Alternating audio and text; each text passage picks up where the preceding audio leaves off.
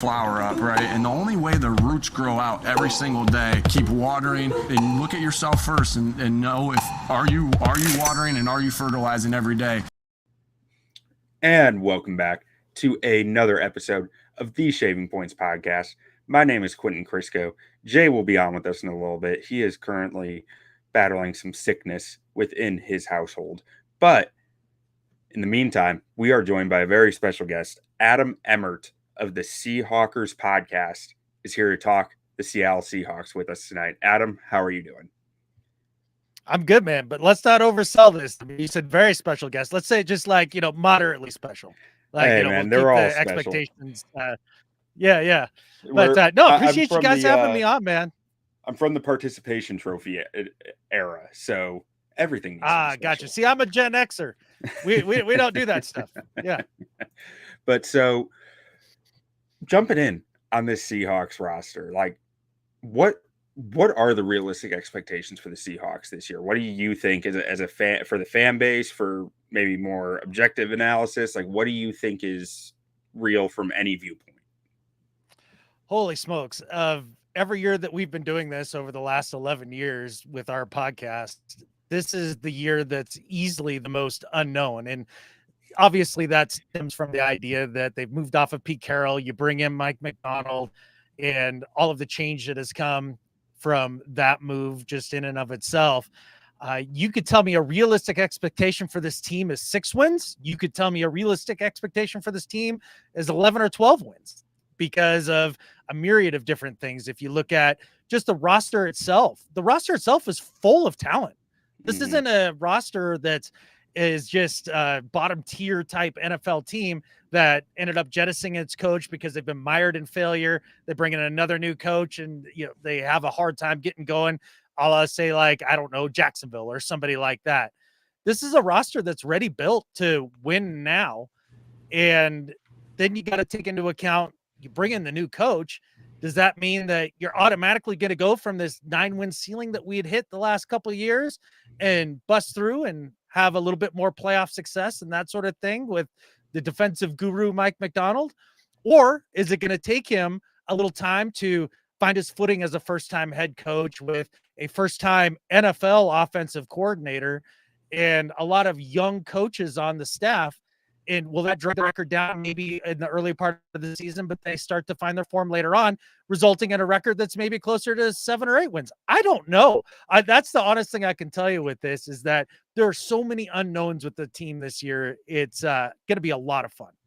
Yeah. So looking at the roster, what's the area that jumps out at you as the biggest strength of this team starting this year? Well, I think the obvious strength of the team is just a wide receiver core. I mean, you think about Tyler Lockett, who has been doing it year in, year out for over a decade. He is easily one of the best receivers in the entire NFL that never gets talked about. Never, ever, ever. And he is unbelievably clutch. He is always healthy. He's available. I think Tyler Lockett is an amazing player that doesn't get his due. We all talk about DK ad nauseum, and for good reason. The dude's an absolute beast. I mean, he's, Megatron Jr. He's got that sort of build and has that sort of. He's of the Transformer breed, like.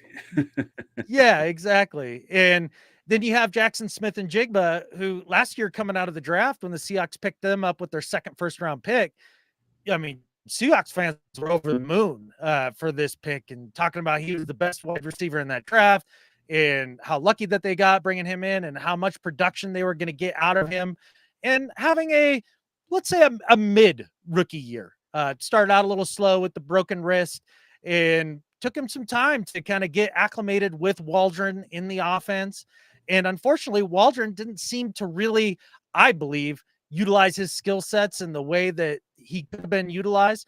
For example, they used him in bubble screens a ton, and I don't see him as that jitterbug Wes Welker type receiver that you can just throw all these little short things that he's gonna be able to jitterbug his way out of. He's more of a smooth strider and kind of deceptive in the way that he moves, and that's the way that he gets open. And I think he's going to be more effective downfield, and we'll see how that fits with the new Ryan Grubb offense. Right. And then you talk about I feel like his mold was very his agility was out of this world in the testing, but that's to me, that's not bubble screen. That's not near the line. That's route running. You want that guy running intermediate routes, right? With that type of deception, that type of agility to really create space. Like you say bubble screens. It's like, oh, he runs like a 4.5. He's not a bubble screen guy. Right. Exactly. And that was one of the frustrating things with his usage last year. I was honestly frustrated with the pick itself. At the time, I wanted them to go in a different direction and, maybe pick up a interior defensive lineman and really spend some big draft capital there. But they didn't. They went receiver, and I think that really cost them last year in terms of why the defense was as poor as it was, and it cost Pete Carroll his job ultimately. And they went out this year and actually addressed that with their first round pick, which is exciting too. But if I'm looking at the roster as a whole, the group that really stands out to me is the wide receiver group, and followed by, oddly enough, this year, the defensive line. Now that they've added a few pieces, brought back Leo Williams, that's going to be really exciting with the new defensive coach, Mike McDonald. Yeah, no, and we'll get to the D line in a little bit here, but since we started with receivers, I'd like to ask a few questions about these guys. So, like, what was, and specifically because you brought up Waldron, and I'm a Bears fan, so I'm curious, and I want to hear firsthand accounts of what were the problems with Waldron aside from JSN's problems with him, because I feel like we've touched on that already, but for where the Seahawks offense had been ranked in recent years, I was expecting to see more kind of shining praise from Seahawks fans about Waldron, but that's not what I've seen. So I'm genuinely curious, like what am I in for with Shane Waldron? Yeah, well, it's going to be interesting too to see how much of that was Pete Carroll's influence in Waldron trying to operate within the boundaries that Pete Carroll placed on him. We don't know what those were, or if this was really Shane Waldron's philosophy and Pete kind of stayed out of his hair. My biggest frustration with Shane Waldron is this is a guy that has zero understanding how to get a consistent running game going week in and week out. They would abandon the run for massive stretches of games, and you would hear him in the press conferences when pushed on it. Why isn't K9 getting more touches? Why isn't Charbonnet getting more touches? They've been productive when they've gotten their touches. How come we're not doing that and setting us up for, second and medium or second and short rather than being in second and long all the time and, having to drop back and pass with an offensive line that was dealing with a lot of injuries, especially at the beginning of the year. And Waldron's response week in and week out was so frustrating. Well, we didn't convert on enough third down. So when we didn't do that, then we just couldn't get into our stuff, and we just couldn't get to our stuff. What do you mean you couldn't get to your stuff? Like, you don't have to have anybody's permission to hand the ball off to your running back earlier in a drive. You don't have to have permission from the other team to do that. You can just do it. And So it was part of it that got. It sounds to me like you're saying he had a very hard time getting out of his game script and his idea of how the game needed to go for them to get to what they wanted to get to. And it was like almost domino effect. If they missed something, it would keep falling backwards instead of being able to adjust into it. Does that sound accurate?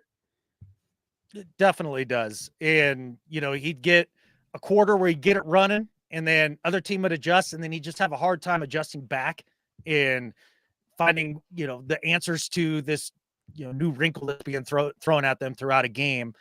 That was my biggest problem with Waldron as a whole, is just his lack of commitment to a real run game. And I know that everybody talks about in today's NFL, the idea that you got to pass the ball all over the yard and, do all these things. And it's like, look at some of the best teams in the league right now over the last couple of years. They're primarily power running football teams, like the 49ers. Like their identity isn't throwing the ball all over the yard. Their identity is having a very creative and dynamic running game. The Rams last year, one of the reasons they were as successful as they were and kept Matthew Stafford upright was they got Williams out there and started running the hell out of the football. And that made a big difference for them. You see them They're this year. They're leaning even more into it this year. Exactly. They went and got those big hogs up front. Like they are putting in they're going to run duo down your throat. Like that's what they're preparing for. Yeah. They get the back out of Michigan too, right? To pair with Williams there. So that's what I wanted to see out of this Seahawks team. And it just made it so that we were living and dying by what Geno could get done behind an offensive line that, again, was injured for the majority of the year and really struggled. And I mean, as a Bears fan, you know how little chance a dude has as a quarterback to be good when the offensive linemen, are basically Olaying dudes every single snap. Yeah. It just makes it almost impossible.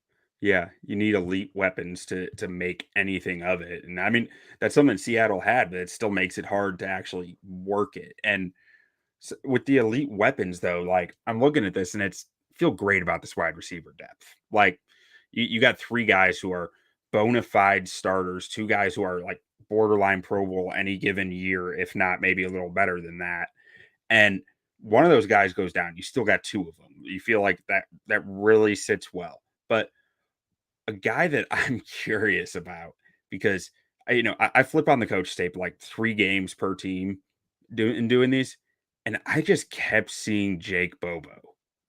And I gotta know more about Jake Bobo and what Seahawks fans think of him because I thought his name was almost memeable what in the draft last year, and then it was like I want to say his pro day there was something with the conditions there, and he ran like a 5-second 40 or something like that, but it Yeah. was like all like it was like flooding the field, so he was running on a wet field or something like that. But what's the deal with Jake Bobo for the Seahawks? Yeah, so from the second that he was signed as an undrafted free agent, brought in to rookie minicamp and all that, what you kept hearing from the coaching staff, the players, and it eventually trickled down to the fan base is the phrase more Bobo. Just more Bobo. Because every single time that he got out on the field, he made crap happen. Yeah, It was really amazing. He made the most out of some very limited opportunities. My co-host Brandon and I went out and caught the mock game at Lumen Field, and Bobo was making plays all over the field. I mean, he is a legit number 4. And you talk about the 40 time. And I mean, sure, it sounds like the conditions weren't great. And, that was what he said too. He's not fast. He's just not. He's a slow receiver, but he gets in his bag and somehow he just manages to get open. He just has a knack for it. And he's just a bona fide football player, not just a receiver, but, tough football player. okay. And then speaking of the running game too, that you wish that Waldron had got more into. I mean, there might not be a stronger 1-2 punch in the league than Ken Walker and Zach Charbonnet, in my opinion. And I mean, Charbonnet, even his rookie numbers are probably a little more modest, but I felt like down the stretch he was a bit different of a player than he was early in the season, wasn't he? Yeah, he was good. I would put it like this. I think he's a high level tier 2 running back, as a number 2 on your offense. His game reminds me of a much lesser Matt Forte. I mean, a guy that can do Yeah. everything, right? Like shifty, a little power, catches the ball well, does it all. And he's a professional running back and a guy that I'm stoked to have as the number 2 behind somebody like Kenneth Walker III, who's this dude is lightning in a bottle. He's Mhm. one of the most electrifying runners in the entire league. And we haven't, as a league, got to enjoy him like we should because of the Seahawks' inability to stick to a measured running attack, week in and week out. And holy smokes, you get these 2 guys working together. I think that this could be we should lead the league in rushing. Like, I mean, just based off the skill sets of these 2 dudes. Yet we don't even sniff that year after year since we've had them both on the roster here.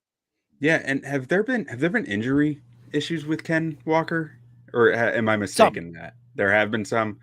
I mean, so you still yeah. feel good about have falling back on Charbonnet if Walker does go down, but I mean, you hope to see a full season from him. So this guy forcing a missed tackle on 30% of his touches, like he's like you said, lightning in a bottle. He can really make stuff happen. And then to kind of close out the weapons area, is Noah Fant finally going to break out this year? Because there was some weird usage stuff with Waldron, but he was still putting up 400 yards. Are we finally going to see it? Because I was Team Fant over Hawkinson in that draft, and I'm still getting crap about it. And Yeah. I'd love to see it happen. you look at the measurables and everything with Noah Fant, and then you listen to the person talk as well. I mean, a heck of a good dude.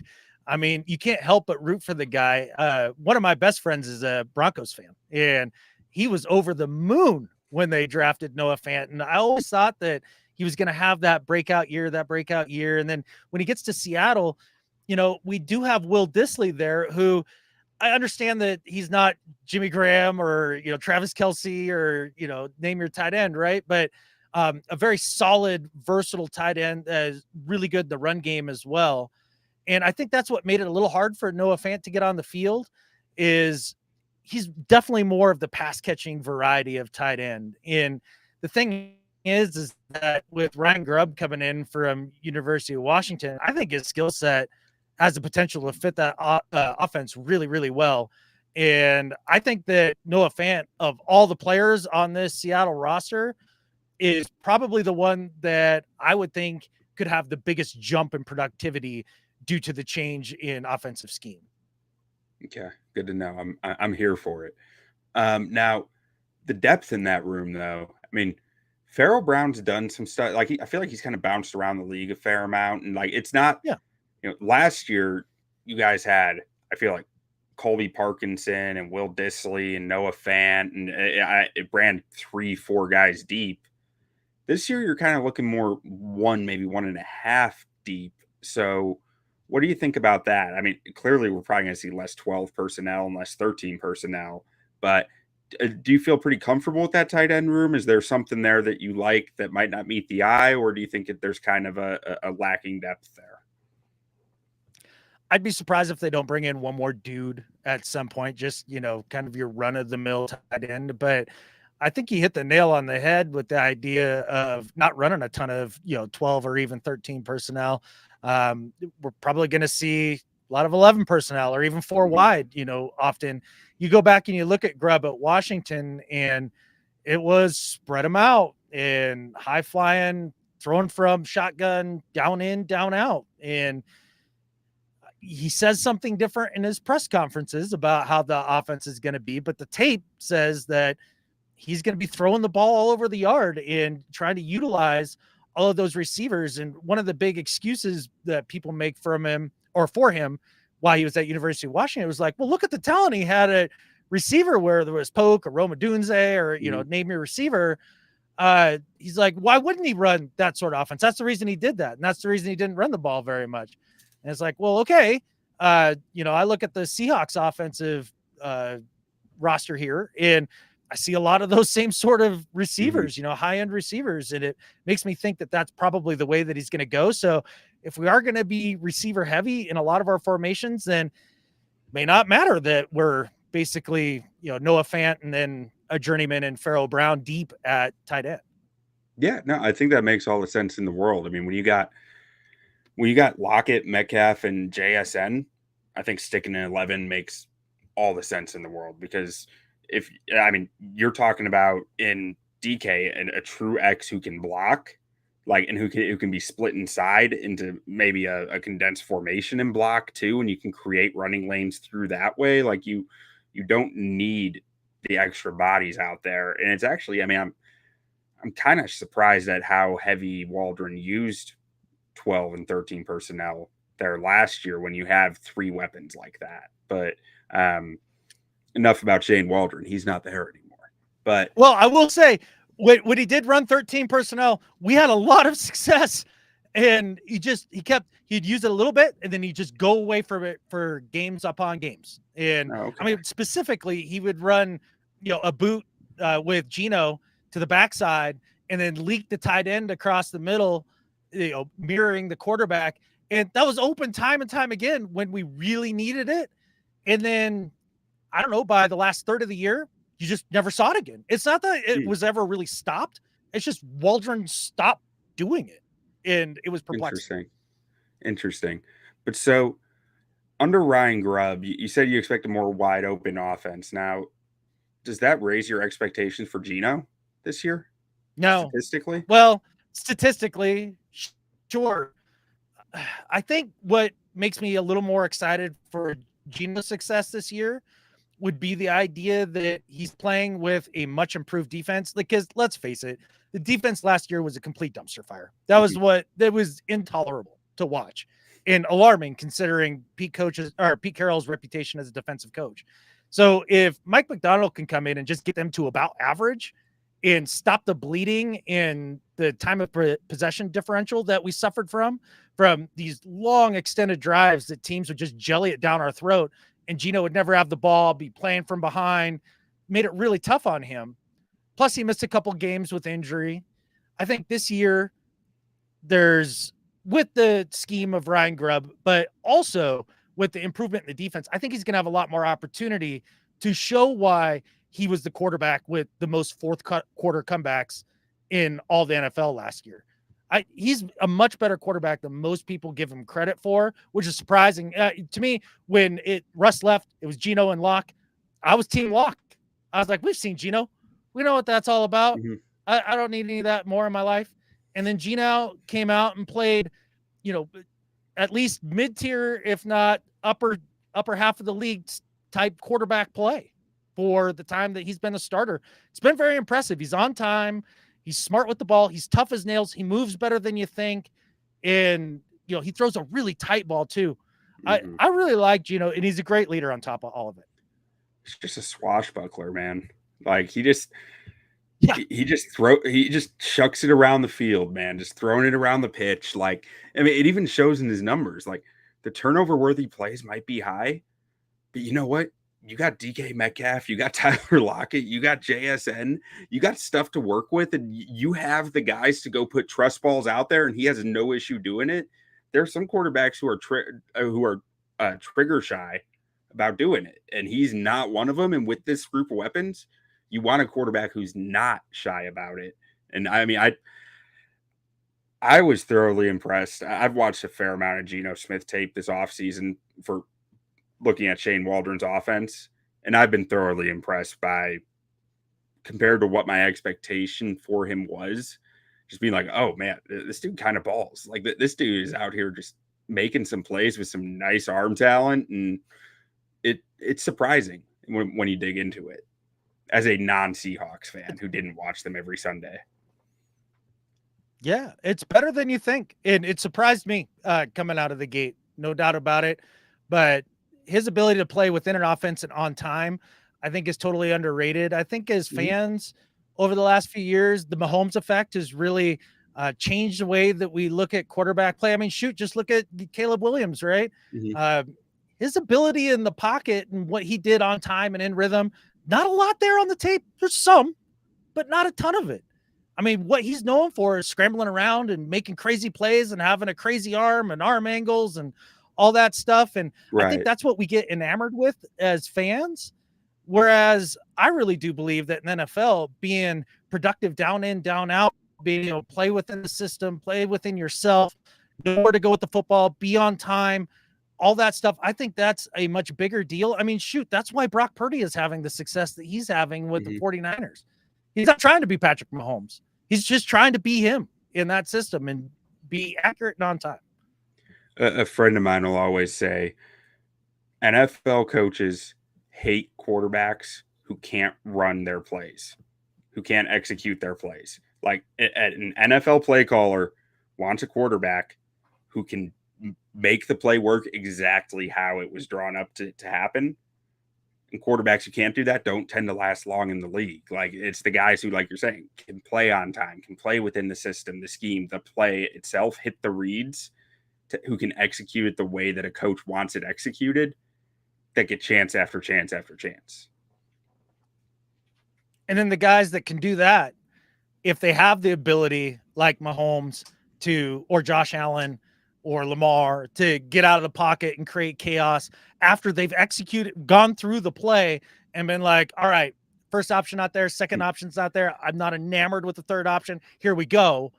If you can play, then now you're a great player, right? Like that's right. If you can put that Superman cape on in the middle of all that, like that's when you hit the true upside. The like, oh, this guy might be a top 10 quarterback, top 5 quarterback in the NFL type category.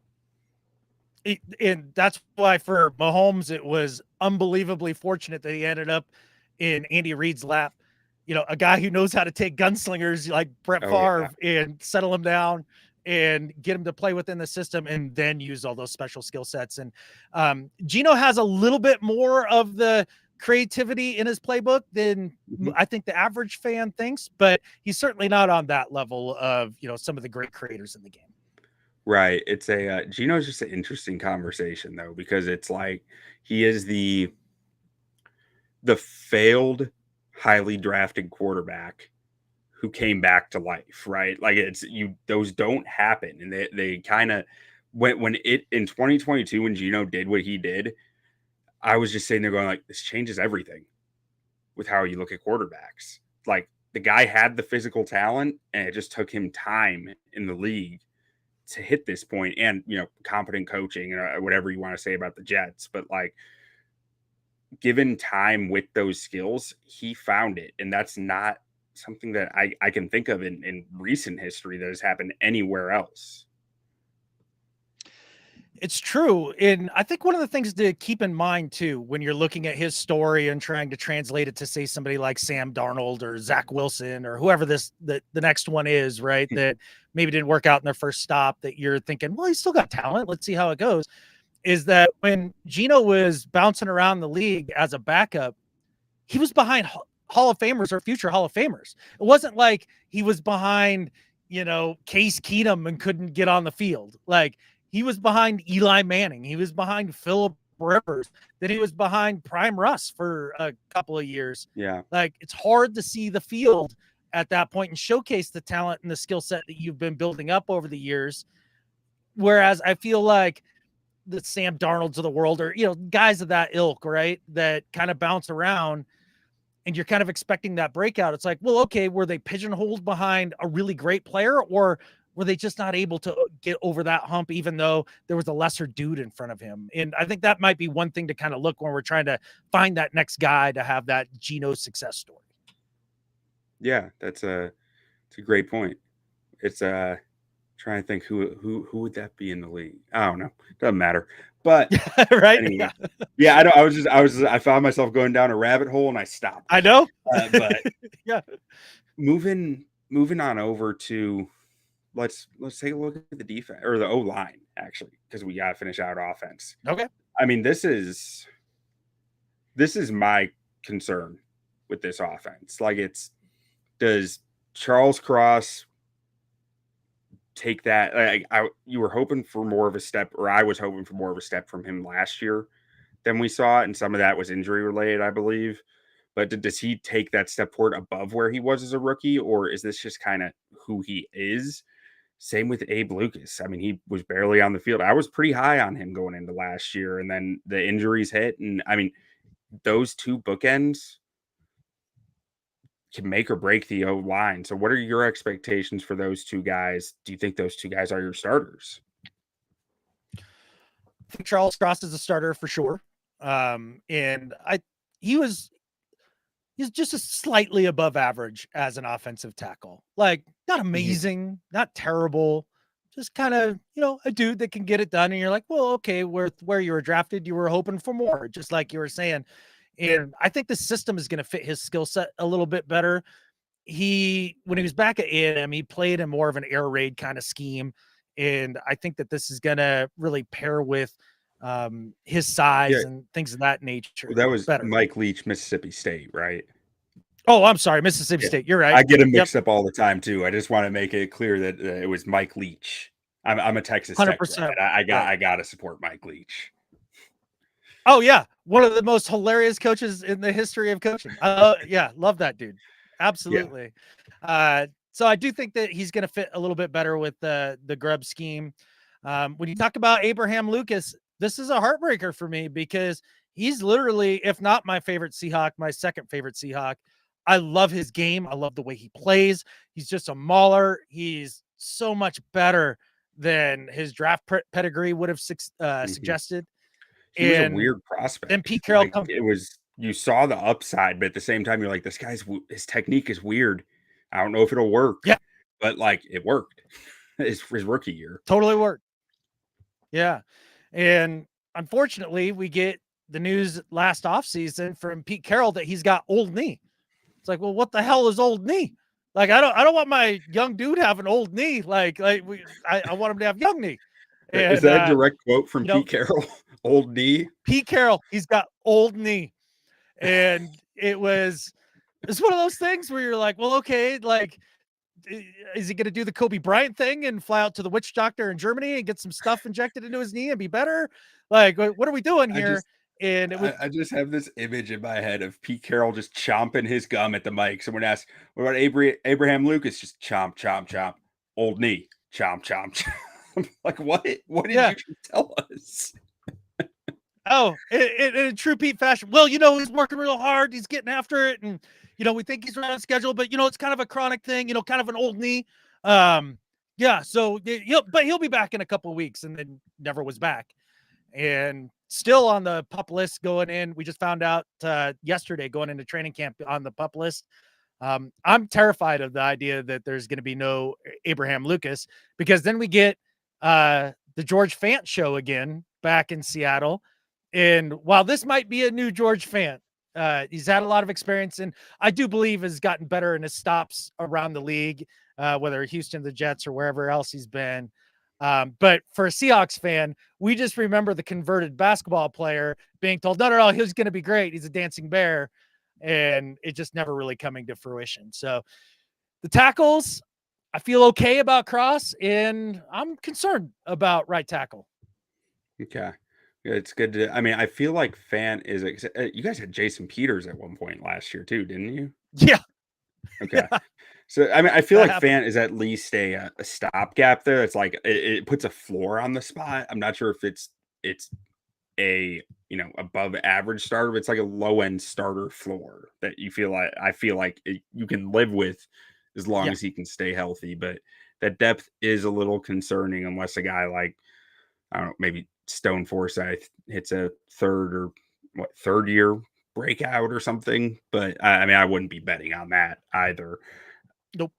On the interior, so Laken Tomlinson, I feel like he fits a similar mold of George Fant. Like that, it puts a lower floor, but it's still a floor. Like you're not bottom of the NFL at that position. You're just like might be a little below average to maybe he can give you average. What's going to happen with Anthony Bradford here? Is he the starter at the other guard spot? I don't think he's going to be. I think his skill set is much more suited for a mauling, running football team. I mean, there were times when he was just pancaking the hell out of people right and left, and then in pass protection was getting run around like a traffic cone. He's got some slow feet, and the technique is raw. I'd be stunned if he ended up being the starter. I honestly think that Christian Haynes, the third-round pick out of UConn, a true right guard, played right guard his entire career in college, was thought of as the best pure guard in the draft. I would be surprised if he doesn't end up being the starter. Yeah. Was it absolute steal where y'all got him?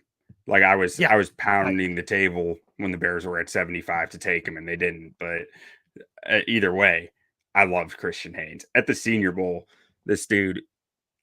I mean, so one of the people I was at the Senior Bowl with talked to him a little bit, and Haynes mentioned that, at UConn, he cross-trained center and left guard, so he was prepared to play any position on the O-line, which it was a great thing to know, but like he only played right guard in games.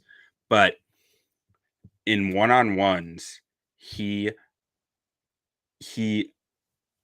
upset a nose tackle so much that the nose tackle ripped Haynes' helmet off and chucked it in the air. And that's just, that's what I want on my interior O-line. I want that pest. I want that guy who is getting you to do that to him, because that guy is in your head, and that is a beautiful thing. 100%. And, in that Senior Bowl too, you're talking about guys that have legit talent coming up in the draft class that year that he was going up against, and more than held his own, as you said. I mean, somebody who was borderline dominant, and I'm excited about it, man. I love me some big dudes in the middle. I'm all about the trenches, and to finally draft somebody of that ilk with a third round pick, rather than just investing in 5th, 6th round guys and plugging them in and being like, oh yeah, no, it'll totally work. It was exciting. Now, are you big on Oluwatimi? Is that one of your guys, or do you feel good about him? Like, where do you stand with him? I do feel good about Olu, a guy that he won a bunch of awards as the center at Michigan when he was there. A very polished prospect, kind of pro ready. Came in last year and, wasn't the starter, obviously, with Evans there, but eventually he got hurt. And so Olu had to step in. And the best thing I can say is, and this is the best compliment you can give interior offensive lineman, I didn't notice he was out there. Like That's a good thing. He was just, he was a professional guy right out of the gate, and a Michigan dude, somebody that McDonald is going to be familiar with his time back at Michigan. I'd be surprised if Nick Harris is the guy that ends up being the starter there. He's another one of those dudes like you were talking about with Laken Tomlinson and George Fant, where you're like, okay, that's a guy. He's a professional football player. Yeah. Yeah, which is no slight, right? Right. It's like they belong in the league, which is, there are a lot of guys playing on offensive lines who do not belong in the league. So like that is a real, it's a compliment, but it's not necessarily what you hope for either. Exactly. But I think Olu can be more than that, and a quiet leader, really, really smart when you listen to him talk. I think he's the future at center for the Seahawks. Yeah. Well, and center is such a weird position because, I mean, full disclosure, I did not like Olu's tape at Michigan that much, but center is a weird position, right? You can make up for stuff with your intelligence, your experience there. There are not 20 centers in the NFL who belong in the NFL, right? So it's like you end up with a guy who's a top 15 center. He might not be apparently a top 15 center when he's taken in the draft. And that's what I felt like. I felt somewhat similar to Olu as I did Bradford with the slow feet coming out. But again, that was just two, 3 games that I watched where I got a bad taste in my mouth from it. Doesn't mean it's who he is, and especially on a power run team like Michigan, he might have been adding weight. He might have been like, feel like there's something more with him and I felt this way in the draft too. I felt like I was getting it wrong, but I just didn't have time to go watch more. And I'm hoping for the Seahawks' sake I do, because like you said, there's a lot to like with him off the field and from a leadership standpoint and everything along those lines. If I'm going to bet on a center, I want to bet on a guy who has all that going for him. Yeah, he's got to be that sort of dude. And we've been searching for that stability at center for a good long time now in Seattle. And it's a position that's near and dear to my heart too, right? Because that's what I played in junior high, like before everybody else grew and I didn't. And they couldn't play offensive line anymore, and I was too slow to do anything else. So I love center. I'm rooting hard for Olu. And but the offensive line as a whole, when you were talking about the offense for reasons for concern, that's a big reason for concern. I think the second biggest reason for concern is the idea of bringing in Ryan Grubb, a guy who's never done it in the NFL, even for being a position coach back in his past or anything. He hasn't had a second in the league. And you go back and you look at the history of the dudes that are like that have come into the league, and the track record is poor. So I'm very worried. I'm also not a UW fan. I live in Montana, so I don't really care about the Huskies. I'm not a college football guy. And I know I've pissed off a bunch of Seattle fans by not being super fired up about the Grubb thing and just thinking he'll be an instant success. But I don't know. I watched some of that stuff, and it feels like college rinky-dink stuff to me, and it scares the hell out of me. Yeah, I mean, I do think with Grubb, like that Washington offense, I definitely felt like they intertwined pro concepts within it. But when you're that spread wide with that much talent, I'm not sure how much you're actually having to scheme a lot. Like, there was a lot to like within it, but it just felt like you were varsity playing JV sometimes because they just had so much talent on the outside. 100%. That's how I feel about it. It was just, hunting a lot of one-on-ones and just betting that your guy's better than the other. And that works a hell of a lot more in college than it does in the pros. Now, fortunately, they do have the likes of DK and Tyler on the outside. And so, as far as NFL offenses are concerned, like you have a pretty darn good shot, but it's still 50-50 at best, playing that way. And I don't know, man. And like I mentioned earlier in the podcast, just watching a lot of the other very successful franchises in the league over the last few years veering more towards being a running team, whether it's Baltimore, the Niners, or the Rams last year. We went down the list to feel like that we're going in the opposite direction here, which is antithetical to my whole philosophy about ball. It scares the pants off of me. Yeah. And welcome Jay to the show. Jay, how are you doing? What up, buddy? Good. How are y'all? Good. And why don't we get to the D Did y'all talk about this this great quarterback room they have in Seattle? We did. Okay. We talked some Geno. Wait, who's the backup? Oh shoot! Who's the backup? As the backup right now? Oh, I can't. Why am I blanking on this? Didn't they draft somebody? No. No. They signed somebody. Not drafting. Because Drew Lock's not there anymore, is he? Yeah, Drew Lock's gone. No, Drew's gone. He's in New York. Oh, Sam Howell. How could I blank on that? Oh, Sam Howell. Yeah. There we go. The future. Yeah. You know why I blanked on that? is. Because I think he is that forgettable as a quarterback. Like, yeah, hey, he's there's fun, a lot man. of people in Seattle He's fired fun. up. Hey, at one point in time, he is projected number one overall quarterback of that draft.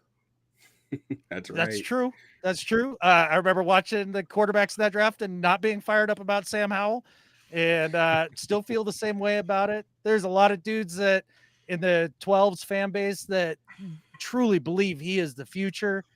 I can't see it at all, but let's just hope Geno doesn't get hurt. He's got a similar trait to Geno where, like we said, he's just willing to toss it up to the talent.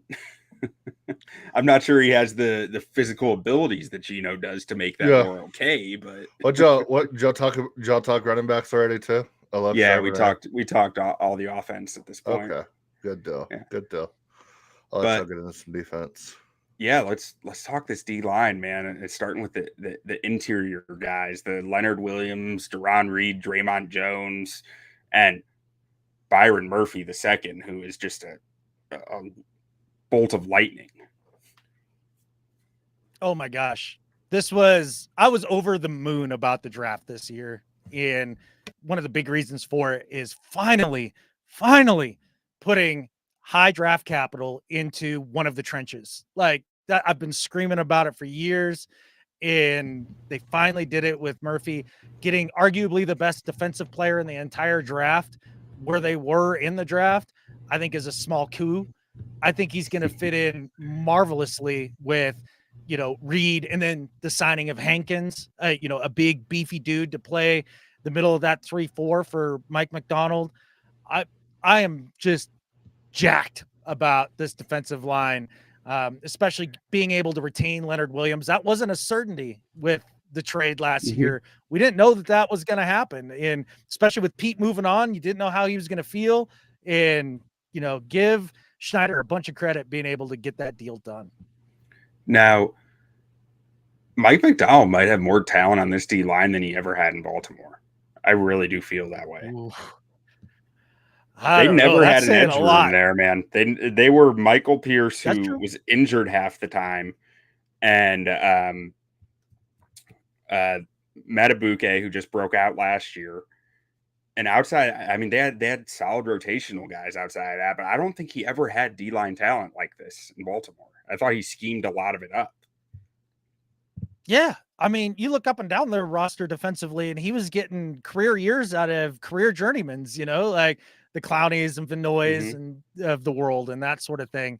So there's some real talent here, not to mention last year's big free agent acquisition in Draymond Jones, who we were relying on to be one of the beefier dudes playing inside to help stop the run. But unfortunately, that's never been his game. His game is more of, the Michael Bennett role where he's a slasher trying to get after the quarterback. And I really think that McDonald will be able to understand that and get the most out of that big signing.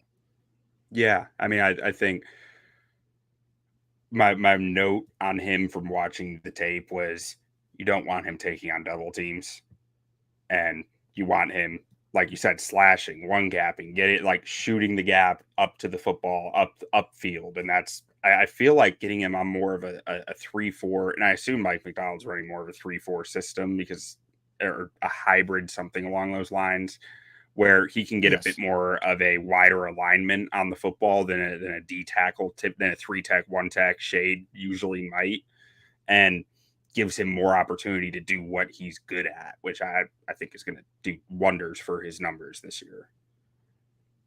I think it'll be a big deal. And then the other thing that they did towards the end of the year is then they ended up moving him outside to try to make up for the Nwosu injury, and he was okay there. He's not exactly an edge player either. He's kind of in between. So we'll see what McDonald has cooked up for him. But what you do hear out of the entire defense, and especially the defensive line, is just they're super excited about the idea of being quote unquote multiple, right? The idea that you heard Leo talking about it, like, hey, I could be lined up at the 0, and then next play I'm dropping back and buzzing to the flats or whatever it is. And they're excited about the versatility and the fun that brings to them as players too. Yeah, definitely. And so on a more selfish note on the D line, does Cameron Young still have a spot on this team? Because I liked some of his run defense that I saw last year. He's not going to give you much in the pass rush, but I thought he was a pretty solid 2-gapping space eater coming out. And I thought I saw some of that on tape as a rookie, like some rookie moments too. But I watched him a little closer than probably the rest of this D line, just because during the season I was watching rookie D tackles just for the first 8 weeks of the season. I felt like I saw growth from him, but as a fan who actually watched every game, not just the player, did you feel like there was something there? And do you feel like he's even got a spot on this roster? I think it's all going to depend on the way that McDonald wants to shape the roster in terms of how many numbers at each position, right? How many receivers does he carry versus how many D linemen? If he wants to be D-line heavy, which I don't think would be a terrible idea, then yeah, I think he could sneak in, and him and Hankins could, be those two guys that provide that 2-gapping, space-eating kind of role. I think with the signing of a Hankins, that does put a little bit of the writing on the wall for Cam Young, especially if they don't keep a lot of dudes. Maybe it's Miles Adams that goes instead, because he's kind of the opposite of Cam Young, right? He's the more of a pass rusher, smaller dude, hell of a guy. We've had him on the show. I really enjoy his game. And then also Mike Morris coming back to health this year. Again, another Michigan dude that is familiar with Mike McDonald. I just don't know how much space there is in that room for Cam Young, who's kind of a one-dimensional player. Yeah, no, that's fair. And then in the edge room, one guy I couldn't stop noticing was Boye Mafe last year. Like, he was, whether it was against the run, as a pass rusher, he was just flashing all over the tape, I thought. Oh my gosh. He had himself a huge breakout year. His rookie season, he went out there and, played his run assignment pretty well on the edge. Didn't do much in pass rush, but everybody in the organization tell you this guy's coming. Like, just watch. He's going to be one of those dudes that's having the breakout year. And you hear that about every dude on every team, every offseason. And for me personally, I was like, yeah, okay, well, let's see. And boy, howdy. I think he was up to 8 games in a row with a sack this last year, and really did have that breakout year. And I think once Nwosu went down, it made it a little tougher on him to be able to get to the quarterback, because they were able to focus on him just a little bit more, because he was the primary edge defender at that point in terms of getting after the quarterback. Boy is awesome and humble dude, hard worker, huge fan of Boye Mafe. Yeah, and so you mentioned Nwosu a little bit there, but because he was a free agent signing last year, is that right? Am I getting that right? That's correct. Yeah. Yep, Was the Chargers. And was there an injury that held him off the field and kind of limited his production there? Yeah, so the first year that he came in, he had an excellent year, started to emerge as a real leader on the defense. Last year, he tore his pec, something like that. Okay. Kept him out for the rest of the year. Okay. So you'll have him back, and I feel like that's a solid 2. And a guy who, I mean, I noticed Daryl Taylor a little bit, but I'll tell you what, I noticed Derek Hall because he looks like he put on about 100 pounds since he was drafted. And I was like, that cannot be Derek Hall right there, just like shaking blockers off like nothing. That is not the player I saw at Auburn. And his stats here aren't good, but like I kept noticing him just taking on blocks and just throwing them away. And it was just like, if this guy's doing this, he's got to see the field, right? I think that, we talked about Noah Fant having the biggest potential breakout on offense because of the new situation with the new coaching staff. I feel like this could be the same for Derek Hall, really following the Boye Mafe trail from last year. Same thing. Didn't get on the field a ton, but when he did, good in the run game. Big physical dude and a high draft pick, obviously. I mean, he was drafted at the top of the second round and, just didn't have a lot in the passing game. And you're like, well, okay, let's see what happens this next year. And that's exactly what we did with Mafe last year. And he had the big breakout year. And then you think about Mike McDonald being the linebacker guru, right? Like that's what he hangs his hat on. An outside linebacker and Derek Hall playing edge. Man, I think that he could really have a huge impact going into this year. And if he could take all of the Daryl Taylor snaps on pass rushing situations, oh, please God, let it happen sooner. Yeah. And I mean, I heard Derek Hall had such a lightning quick first step. And I didn't notice if he kept that with the weight gain, but if he kept a portion of it, it was like he was never going to bend the pocket much, but like he could get upfield in an instant. And if he kept some of that with the weight that he's put on, I feel like he could be a problem. Absolutely. I'm very high on Derek Hall going into this year. We'll see if he can live up to the hype around him, because I mean, shoot, pretty much anybody I've talked to in the podcast space, any of the other hosts of the other shows, everybody to a man is like, dude, I believe in that guy. And Yeah. I think there's a reason for it. Well, I mean, I'm sure all the like backstory about him being like born premature. Yes. And like it had a 1 in 100 chance of surviving or something like that. Like there's so much to love about his backstory. Not love is a bad term for it, but like so much to think this guy's a fighter and he's gonna fight to the like every inch he can to get out there. Now, being the linebackers coach at McDonald, like you said, maybe you meant more outside linebacker, but there's a lot of change to this linebacker room. Big change. Like, I mean, I forget his name, Texas Tech guy that they took in the first round a few years ago. If Jay was, Jordan Brooks down in Miami. Jordan Brooks gone. Bobby Wagner gone again. Jerome Baker from Miami comes in, which I think makes sense with Mike McDonald being a bit more versatile of a player, less of a thumper, more of a guy who can drop. But what do you think? What type of role does McDonald actually have his linebackers serve in the defense? Because I'm not that familiar with what he actually does. Yeah, we're all kind of trying to get up to speed with it. And I don't know that it's going to look exactly the same as it did in Baltimore. I mean, Jerome Baker and Tyrell Dodson are not Patrick Queen and Roquan Smith, right? Like they're definitely a different tier of athlete. Not that Jerome Baker isn't a good player. You talk to pretty much anybody from the Dolphins fan base. I don't know why you would, but if you have to, you talk to them, they all really do glow about Jerome Baker, and we're sad to see him go. Now, coming off a couple different injuries, and we haven't seen anything of him yet throughout the offseason, and I'm excited to hear where that goes.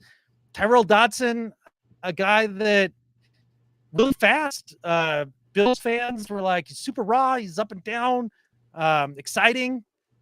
It's kind of a wild card. In holy smokes, you talk about where we're thinnest on the roster, it's got to be inside linebacker. And it's tough to see as a Seahawks fan after living and breathing Bobby Wagner, future first ballot Hall of Famer Bobby Wagner, for the last however many years, 12, 13 years. We're not going to talk about the year that he went to some other team that we don't remember, but yeah, it's hard to see him go. And it's going to be really interesting to see where this goes with Baker and Dotson. And this feels like McDonald betting on the fact that he can take kind of whoever and turn them into solid players in the middle of his defense. Yeah, it's a coaching hubris, right? It's whatever your position of specialty is, you think you can make it work with anybody sometimes. Well, and as Seahawks fans, we've grown accustomed to that idea with the position of corner. I mean, how many corners did Pete pluck out of thin air and turn into good players? So, we have a tendency to believe that he has the ability to do it. We'll see if McDonald can do it with linebackers. Well, I mean, going into last year, I told you Tariq Woolen looked like the next one. And then last year, I felt a little like his stats were still good, but I felt a little let down by what I saw on tape. What was your take of Woolen's season last year and what to expect from him going forward? It felt like he was reading a lot of his press clippings the previous offseason, and then got himself hurt in training camp just walking around the edge of the field or something, and didn't really get to put in the work throughout the offseason with the team, and it showed early on. And then the thing that was most alarming to me was his complete inability to get physical and tackle. There's one play in particular where it's a goal line stand, running backs, heading for the goal line. There's a nice big pile, interior linebackers are trying to stand this dude up. And one is just hopping around the outside of the pile, not engaging in any way. And it was kind of a microcosm of his whole season with his lack of physicality. Now, he's a corner, right? So it's not like you're asking him to be the end all be all at run stopping. Deion Sanders wasn't a great tackler and it didn't seem to matter, but Tariq Woolen is not Deion Sanders either. He's a very good coverage corner, but I do think he needs to take a jump there. In fact, it was so disappointing to me with his stock being where it was, considering where we had drafted him and the draft capital we had into him. I thought we could have traded him and gotten a nice little haul and parlayed it maybe into somebody else, but still on the team. Well, McDonald hasn't talked about him a lot, but the coverage grades were still high throughout last year. Yeah. No, I mean, his length plays and his athleticism is different for a guy that big and that long. Like, it's just that leaves you question a thing or two. But I have to think that being in the same room as Devon Witherspoon, it's got to be hard to not show the want to on tape because that guy shows it constantly. And two, I have to think Mike McDaniels gives some type of boost to this defense as far as the effort goes. I think so. I think just the change from kind of rah-rah Pete to a little bit more of a no-nonsense guy and Mike McDonald, I think is going to be a difference maker there in the overall attitude in physicality of the defense. In Witherspoon this offseason has really picked up the mantle of being kind of the heartbeat, the leader of this defense going forward, and rightfully so. I mean, the dude is he'd be easy to follow into battle and not feel like afraid of anything. I mean, kind of undersized, but blowing everybody up, making huge plays, never was heralded, had to work his ass off to get there. I'm a gigantic Spoon fan. It's going to be so exciting to see how McDonald, I believe that he's going to be, even though he's not a safety, he's going to be the Kyle Hamilton Swiss Army knife player of the back end of the defense for McDonald. Now, I know you said you're not in Seattle, but I feel like in Seattle, the nickname Spoon Man has to take off because, I mean, Spoon Man, Soundgarden, grunge music, Seattle, Spoon. Like, it has to be Spoon Man, right? You would think so. I mean, I've tried to push it on the pod, but hasn't seemed to take a lot of traction for whatever reason. I don't know. Well, we're with you on it. We're going to make this happen. It's Spoon Man from here on out. We're making T-shirts. Perfect. But outside of those two outside guys, who's going to be playing the nickel? Is it like Trey Brown, Michael Jackson, Kobe Bryant? Not that Kobe Bryant, but this Kobe Bryant. Who's playing the This nickel? Kobe Bryant. R.I.P. Mamba. Yeah. Well, as a Celtics fan, I mean, he gave us a lot of problems throughout the years, but sad to see him go early. But this Kobe Bryant, definitely not Kobe Bryant, no doubt about it. He played nickel for a little bit his rookie year, was basically a disaster. He's just not athletic enough to not have the sideline to also use to try to get the most out of his technique and his skill set. They moved him to safety. Okay. I'll be surprised if he's still on the roster after camp here. As far as the nickel goes, I think it's going to be Witherspoon. I think they're going to move Trey Brown outside. It'll be Trey Brown and Woolen outside. And Witherspoon has talked so much about how much he loves playing in the slot and all of the different things that go on there. And then he's able to be physical and be involved in the run game a bit more as well. That'd be my guess. But then again, I mean, it's a new coaching staff with McDonald. And as much as we had gained familiarity with Pete over the last 10 years, and I could almost tell you to a T what was going to happen, I feel like I'm lacking in that foresight this year. Yeah, no, that makes. I didn't even think about Spoon playing the nickel and then another guy coming in to play the outside. That truly makes the most sense when they're a nickel. But at safety, then to close the defense out, I mean, I love Julian Love. I love the way that guy plays football. He's everywhere all at once. He's just an animal, like coming after the football. Can you tell, is Rayshon Jenkins the other starter here? And can you tell me a little bit about him? Because I actually have never really noticed much of Rayshon Jenkins when I've been watching tape. Sure. I do believe that obviously Love will be one of the starting safeties. You nailed it when you talk about his versatility and impact. Had some huge plays throughout the season last year. Loved me some Love, no doubt about it. We see, getting rid of Adams and Diggs and remaking this safety room and then bringing in Rayshon Jenkins. And, I'm with you here, man. Like, I didn't know a ton about Rayshon Jenkins and honestly still don't, but Mike McDonald talks about him as one of the core guys in terms of a voice in the locker room and leadership and that sort of thing. So his game must translate to what Mike McDonald thinks that he wants in kind of a wild card, to be honest, for me personally, because I didn't watch a lot of Jags or Titans football. Didn't do it. I enjoy living. So yeah. All right. Well, now that we've gotten through the whole defense, if you're a betting man in this bottom left-hand corner, we have these props laid out. What would you think would be a good value for the Seahawks?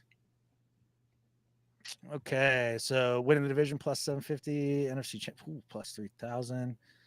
I like playoffs at plus 186 a lot. Yeah, I think I'm there with you. I think that's where I'd be Solid. leaning. Plus, especially if they can run the ball well. And that's going to be the big if. And we were told, well, Grubb, he ran the hell out of the ball when he was with South Dakota State in Des Moines, wherever the hell it is in South Dakota, and you're watching grainy VHS tape of some tier 2 school, and like, oh yeah, no, that's what he's going to bring to the NFL. And everything else that he's shown on tape, whether where was it, Fresno before UW, and then at UW, it's been airing the ball out. I'm not sure that they're going to run the ball with the kind of consistency that I feel like they need to. If I were really trying to hedge on these props down on the bottom, I'd probably take the under 7.5 at plus 112. That'd be my hedge, because I think there is going to be a learning curve for first-time head coach Mike McDonald, first time in the NFL, period, Ryan Grubb, and then Aiden Dirty, the Brit that comes over from the Cowboys, being a first-time DC. There's a lot of first-time stuff going on here. I think it's going to take a minute for him to gel. And so, if I was being on the pessimistic side of things, I think they could end up at 6 wins fairly easily, depending on, how long it takes for them to actually get it all together.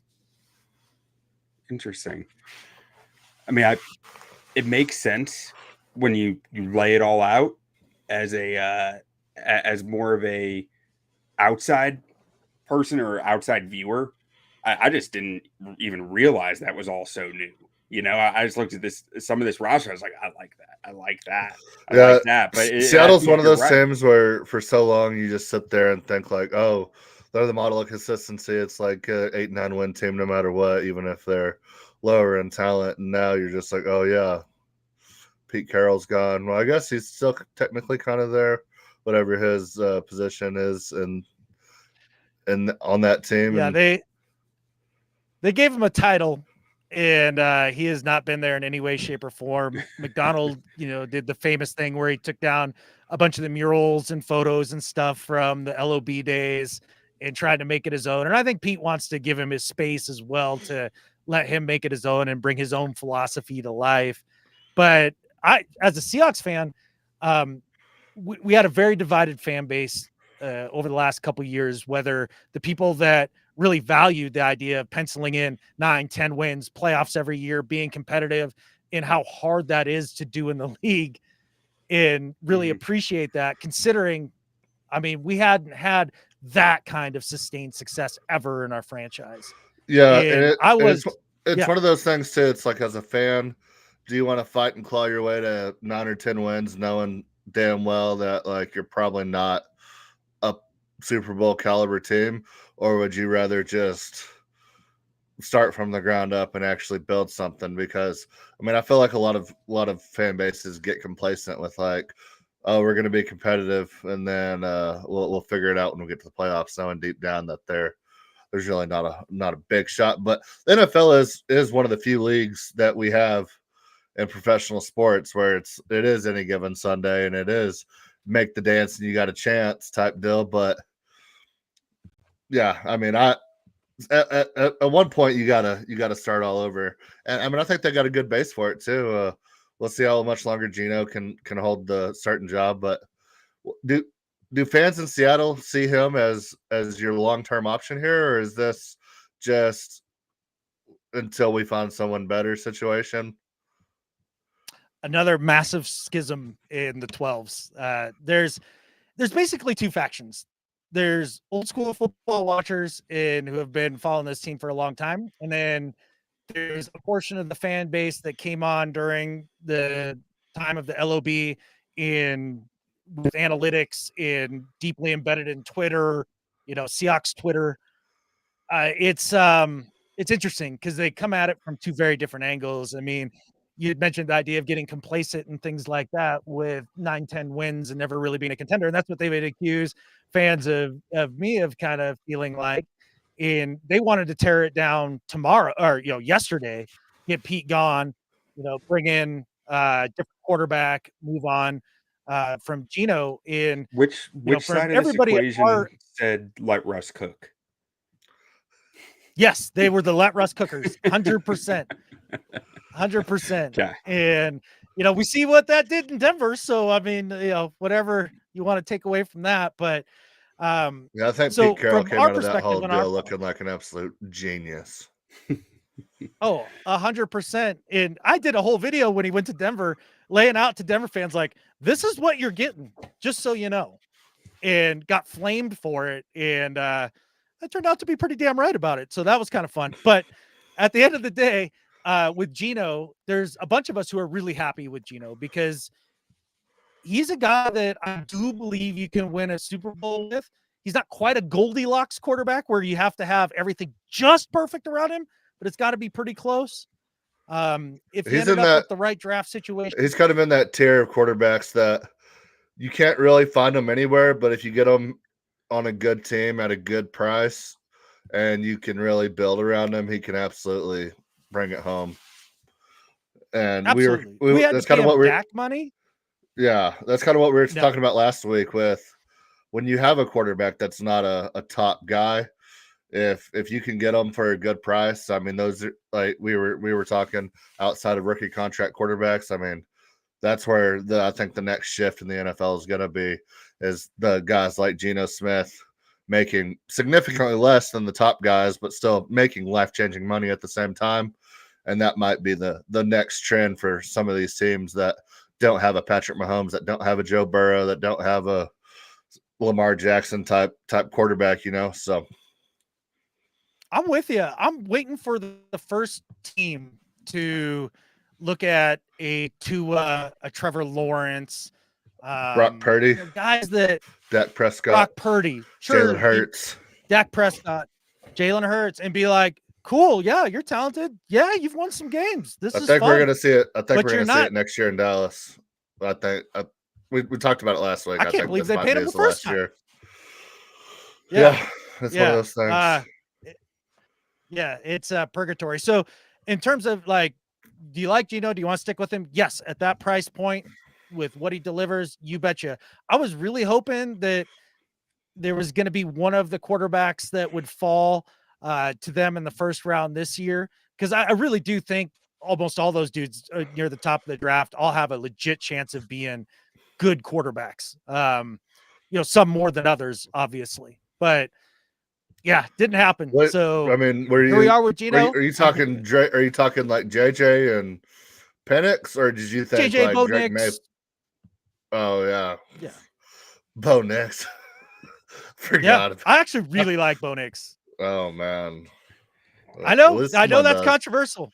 Yeah, I think you and Sean Payton. Oh gosh, it's. I talked to my Bronco fan and friend, and it was just like, dude, this is such a match made in heaven.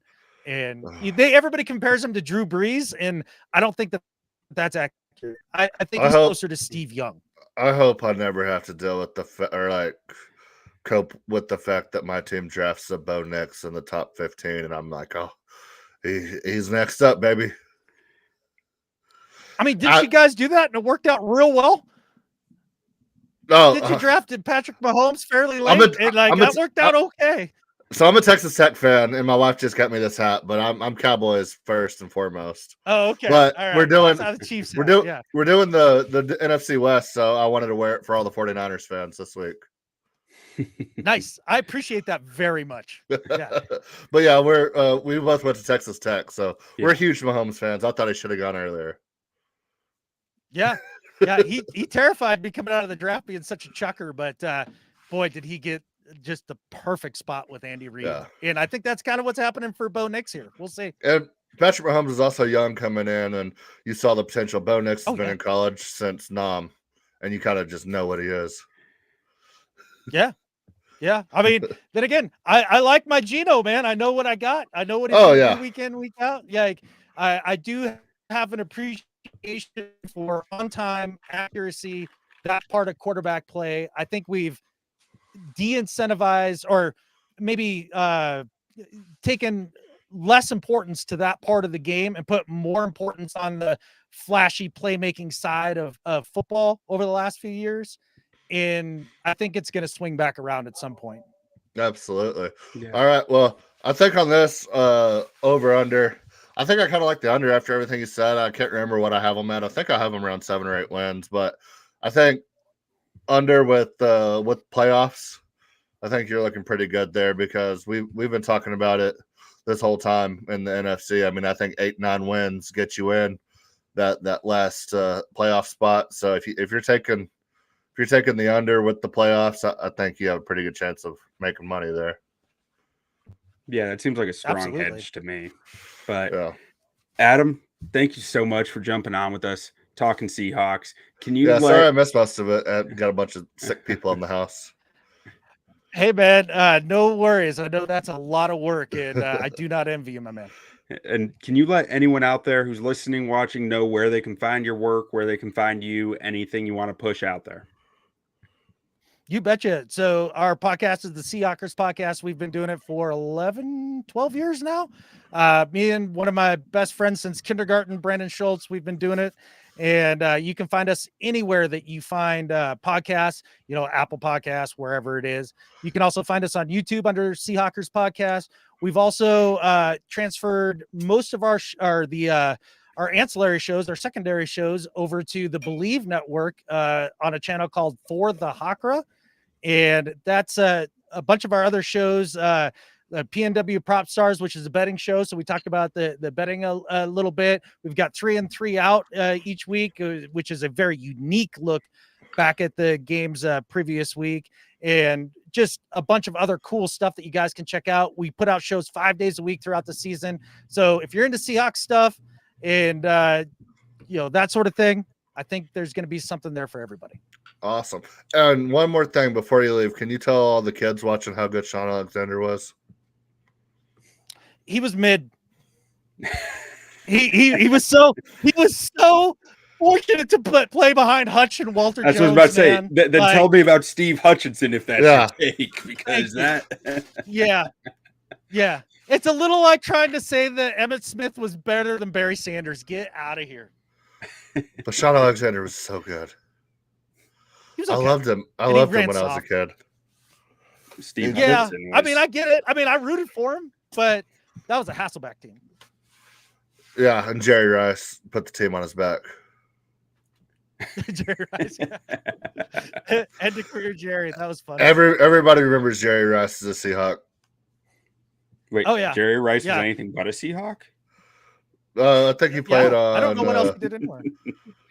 I think he played on Oakland too at the very end of his career. He was a Raider. He was a Raider. Yeah, Raider and Seahawk. Yeah, Raider and Seahawk. Great. Yep, Jerry that's Rice. it. That's all. So did nothing with that other team that we don't want to talk about. All right, Adam. Thank you so much for your time. Yeah, I appreciate you guys. Thanks for having me on. And go Hawks, baby. Go Hawks. Right. Now let's move on to some of team that Jerry Rice never played for, the San Francisco 49ers. Absolutely. And before we get into the team, let us know in the comments below who's going to win this division and why it won't be the 49ers, because we know they're not winning. We got Tribe in the comments saying Rams. Rams. Okay. Yeah. Let's look at the San Francisco 49ers team. Go Chiefs. Yeah, Patrick Mahomes really kind of lit him up in the Super Bowl. Travis Kelce had a pretty good game as well. That defense, I mean, Chris Jones was eating up. I mean, they got to be terrified about this offensive line going into this season. Really? Trent Williams. This is the first time in years where I actually kind of like their O-line. Trent Williams looked old last year for the first time ever. He did start to. I'll agree with that. But let's start with a little bit positive before we lose every YouTube viewer that is interested in watching it. Debo, is he going to be healthy this year? I mean, as healthy as ever. They were a different team last year when he was on and off the field. Yeah, no, they were. I mean, they still won the NFC Championship game without him. But like outside of that, the stretch where he missed games, crazy game. Yeah. And the stretch of games that he missed, like their offense was significantly impacted by it. They also played some really good teams in that stretch. But they did. Brandon Ayuk, he going to be on this team next year? I don't know. I mean, I assume we're just jumping into wide receivers here, so switching the graphic. But I mean, I was just talking general team for a second. Some of the big question marks. Brandon Ayuk, I don't know what are they going to do with it. So historically, how you get rid of him. Historically, the Niners don't give in to trade demands and find a way to make it work. Yeah, I mean, I think they're gonna. I don't know how. I don't know how they can, but like they have Trent Williams doesn't have a ton of time left, I don't think. So when you're talking about the stars on this team, you're talking Nick Bosa, Fred Warner, Debo, Ayuk, Kittle, CMC. Like those are your 6 guys, I feel like. And I mean, maybe you can't afford to pay 6 guys. That's a big number. But like, yeah, I don't personally like. Who would you rather have, Ayuk or Debo? With Brock Purdy, yeah, probably Debo. But in a normal offense, probably Ayuk.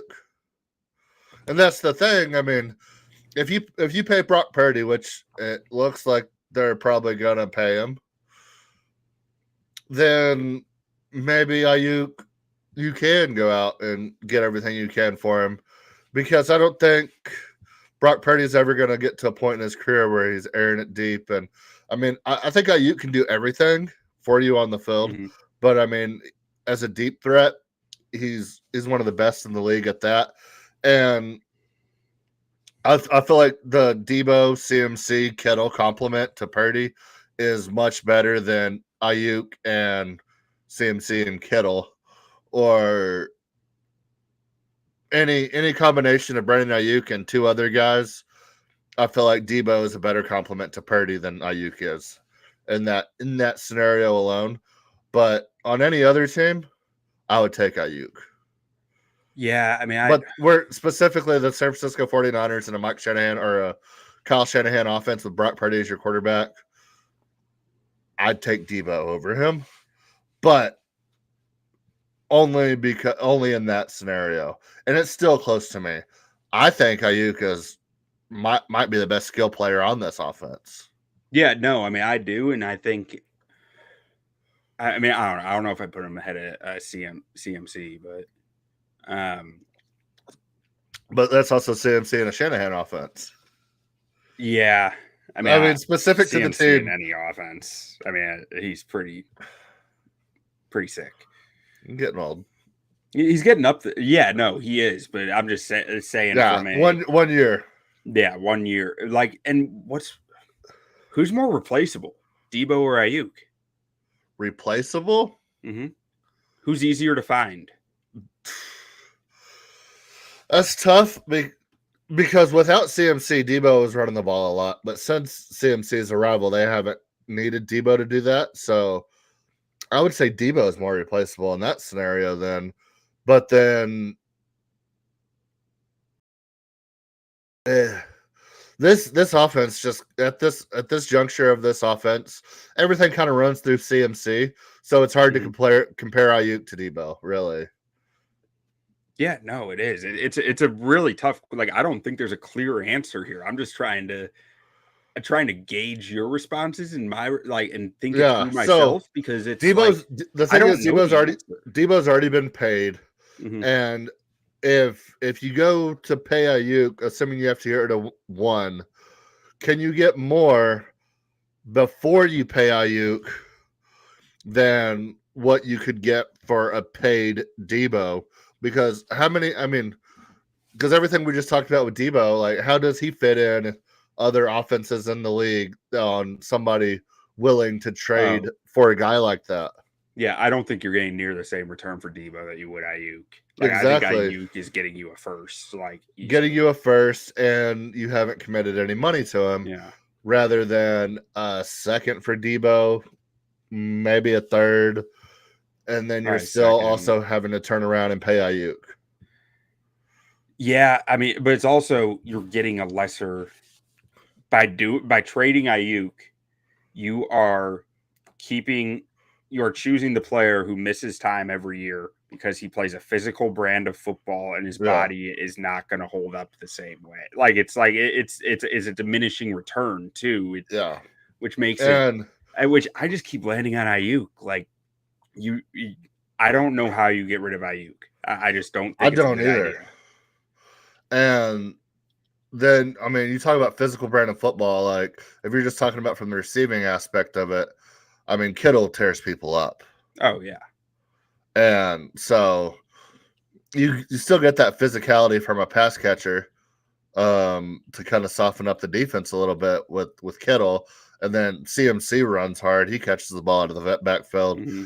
You probably use a fullback more than anybody else in the league, and use check. And, I mean, he's mean. And it's like, you don't really need that physicality. Like, it's nice having a physical wide receiver like that, but it's not like that's going to be the driving factor to, like, give your team that boost that they need. I mean, you got some dogs on this team. It's not like Shanahan has never done it without Debo. Yeah. You know, I mean, he was in Atlanta. They didn't have a Debo in Atlanta. No. You know, I mean, maybe Matt Ryan's probably better than Purdy, so it's not apples to apples, but you don't need a Debo to run the Shanahan offense. He's made it work other places just fine without that element. It's just an added flavor to what his offense has been. Yeah, Debo's probably, I mean, would you say he's a true 1 or 2 guy? Because, like, I think he's just like the best at being He's just Debo. different. He's different. You can't really Yeah. compare him to other players the same way Yeah. because he's like, I don't know, Cordero Patterson on steroids. Like, I mean, who else is like that? You know, it's like everyone who plays like that is such a gadget player. They're not a big enough role. I mean, he's basically like a Kadarius Toney. Except for he can catch. I'm just gonna start comparing everybody to Kadarius just to infuriate people. But so let's just go with the skill positions to open this up. I mean, running back, CMC, he's okay. Jordan Mason, Elijah Mitchell, Patrick Taylor. They're gonna run the ball well. I mean, what else can we say about CMC? I mean, he's the best running back in the league. He has been for a while. I think he's kind of the lifeblood of this offense, and everything kind of runs through him. Everything we just talked about with Ayuk and Debo and all of that. I mean, I think it really comes down to CMC more than anything with this offense. And I mean, if he goes down, you feel fine about Elijah Mitchell and like Isaac Guerendo filling in. I can't say I know a lot about Jordan Mason or Patrick Taylor, but like you've got a deep stable here. Yeah, and you know you're going to be able to run the ball with Shanahan calling plays. Yeah. I mean, the biggest thing we talked about, if you lose one of these receivers, are you really confident in a Juwan Jennings, Ronnie Bell, Chris Conley, like Ricky Pearsall maybe? Out of Florida, first-year wide receiver. Ricky Pearsall makes it a lot easier to feel fine. Like, and Juwan Jennings looked. I think Ricky Pearsall, I think, kind of can fit into that Debo role pretty well if they were to get rid of Debo. I think so. Maybe he's a good physical guy. I mean, I think of it. I don't know. I think he's such a route runner. I think of him as such a technician out there. Got some dog in him. He does have some dog in him, maybe. I mean, and Juwan Jennings, I thought really showed up in the playoffs for them last year, and it made me feel much more confident in him than I had previously. Yeah, he looked good down the stretch for him. So I mean, but I mean, I don't. If one of these guys goes down or one of them gets traded, one of these top two guys, I think you're worried if you're a San Fran fan for at least a little bit. Yeah, it depends what Pearsall shows after the guy goes down. Like that all just depends on Pearsall. Yeah, and it's not like rookie wide receivers can't get it done. So yeah, I mean, Kyle Shanahan was a receiver. He demands a lot of his receivers. Yeah, because he was one. And then also, I mean, you go down to tight end, and Kittle is he's awesome. Yeah, I mean they've got Kittle. They've actually. I mean, Eric Saubert can do some stuff in the passing game. He's not much of a blocker, which is a lot of reason why he doesn't see the field much. But like, I mean, there's something there with the depth. Braden Willis was a guy I haven't really liked out of Oklahoma. He doesn't really fit many offenses. Like, he's such a gadgety player. Like, he played some wildcat quarterback for Oklahoma at times. Yeah. He's just a different dude. And Cameron Latu, I thought had an interesting, like, smooth athleticism to him when he was coming out in the draft. I mean, they spent a 3rd round pick on Latu. They have plans for him. Like, I feel like I'm okay with the depth of that tight end room. Don't love it, but like I see ways that the depth works fine if Kittle goes down. I also see ways that it fails. So like I'm just a lot of if Kittle stays healthy, you don't have anything to worry about. Yeah. And if he doesn't, there's some reasons to be optimistic, but not reasons to trust your optimism, I guess would be the way I would put it. Absolutely. And on the O-line, I mean, how do we have the discussion about Trent Williams? Because everyone still loves him, and I still love him. But like loving him and admitting that he's getting old are two different things. Yeah, I didn't see this in the playoffs last year. I did not see the same guy. Yeah, and I mean time comes for everybody. I mean, I thought he was old when he went to San Fran. I mean, he was spent 8-9 years in Washington. Oh, yeah, he was already over 30 when he went to San Fran. Yeah, so I mean, he's been there for 5 years now? Yeah. Like, eventually it's gonna happen. Well, and like this guy's still like His- I take some issue with some of the and I mean we're probably gonna get flamed for this, but whatever. I take some issue with some of the PFF grades and stuff for him from last year and where he's being ranked right now by the ESPN lists and the PFF lists that are coming out. Like, It's just I do not longevity. think he's the number one offensive tackle in the NFL anymore. I think Penny No. Sewell has passed him pretty clearly. Yeah, Penei Sewell is, I think, by far and away the best tackle in the league right now. I mean, I really still think it's up he's for one of the debate. top probably 10 tackles, maybe top 5 still, but like Yeah, it's he's declining. still and very I good. just don't know He's how just not what he fast that was. decline starts to hit. Yeah, and he's stayed relatively healthy throughout his career, outside of having a brain tumor that Washington misdiagnosed as a headache. But Like I still think he's gonna get the job done. It's like I don't know if he is the multiplier that he used to be. yeah, he's not. When you think Trent Williams, he's not the same guy you think about, but he's still very, very good. Yeah. And then across from him, you've got Colton McKivitz, who actually had a solid enough year last year. This O-line, you don't want them in true pass sets. Like, you ask them to play straight drop back passing offense, it starts to struggle a little more, but they're built for that. Like, they're built under that understanding, and they scheme it up really well. McKivitz is fine for this offensive line, I think. And I mean, Aaron Banks, Spencer Burford, John Feliciano, and Jake Brendel, like they're all fine for what this offensive line wants to do. But I do worry a little bit if there's ever a point where Kyle Shanahan can't have a positive game script for them, I'm not sure how they get back in a game and it having to go to a full true drop back offense against a good defense. Yeah, and yeah, so I mean, I think you saw some holes in this defense or in this offensive line, especially in the Super Bowl, especially in the playoffs, and it's one of those things where you have one of the best coaches in the league, so it's like, oh, we'll be able to figure it out. But the same coach that, for one reason or another, just can't get over the finish line. So, yeah, I mean, take with that what you will. Yeah. It's interesting, man. I mean, I do like the kid they took out of Kansas, Dominic Pooney. Yeah, he's very, I think very that good. he's got a future at guard. I mean, I think he's a guard for sure. Yeah. And I do worry a little bit about his demeanor being a guard. I think he's more a tackle demeanor, but I think he's strong enough that it's fine. A lot of times the the guys who are more tackle demeanor at guard just aren't brick houses of muscle. And Pooney is a brick, like he is powerful. Yeah.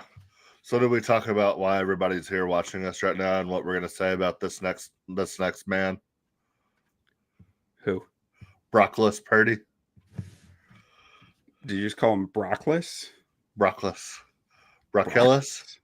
Broccoli? Broccolis? Broccules. Yeah, let's talk some Brock. Brock. Okay, you go first. Brock. I'll go first. Okay. What is Brock? Brock is good at executing Kyle Shanahan's scheme. Yes. He has made the Super Bowl the second year as a quarterback. For people that don't watch a whole lot of college football, Brock he's the same guy he was at Iowa State, where he shows flashes of like, oh, this Iowa State team is about to be a playoff contender. They're about to go out there and win the Big 12. He's going to be like sneaky Heisman contender. And then it just, for some reason, would never come together. And he kind of put it together in San Francisco with Shanahan, obviously. But I would proceed with extreme caution if I was a 49er fan. I mean, as long as him and Kyle Shanahan are together, I think he's going to keep doing it. Yeah, but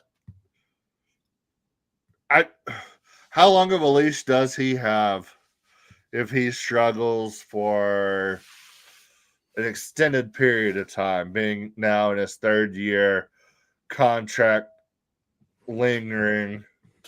Like if they don't win the division and Brock Purdy has a bad year.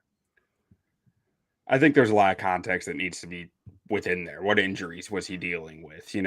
What happened? Who was missing? Like, I think there's a lot of questions that come into that of like, if he's healthy and he has the tools and he's struggling, the leash ain't long. Yeah. If there are legitimate reasons why he's struggling, the leash gets longer, Yeah. And then how much? So, yeah, from a coaching point of view, that is correct.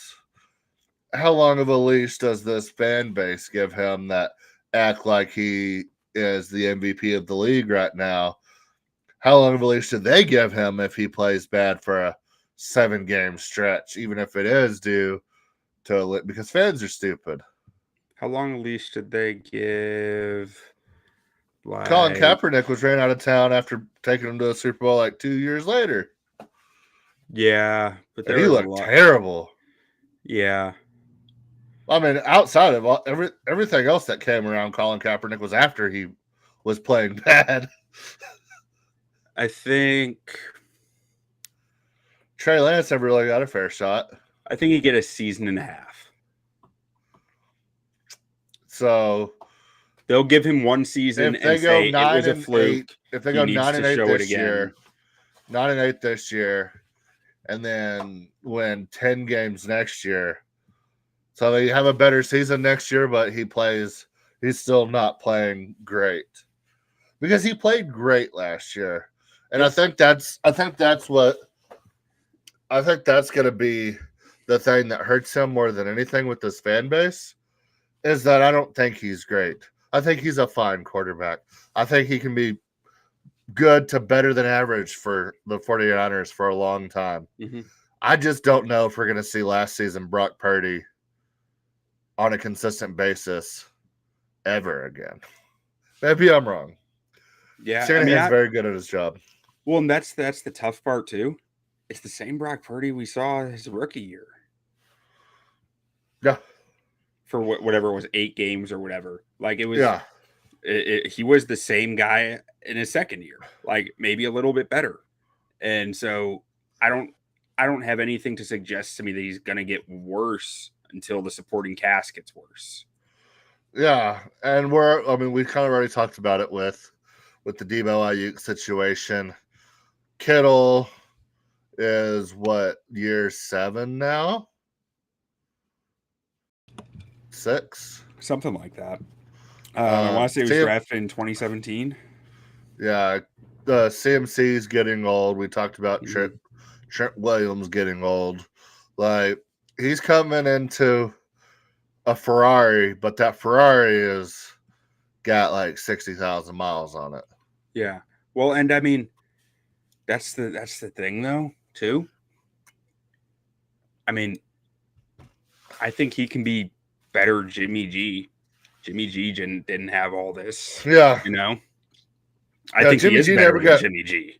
Jimmy G never got a whole lot of love, and rightfully so. I mean, he probably single-handedly lost in the Super Bowl. But do you make it without him? Probably.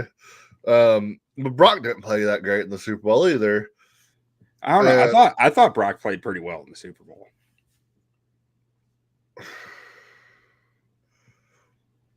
I don't know. I just compare him to the. I don't think he played well against Green Bay. Yeah. I don't know.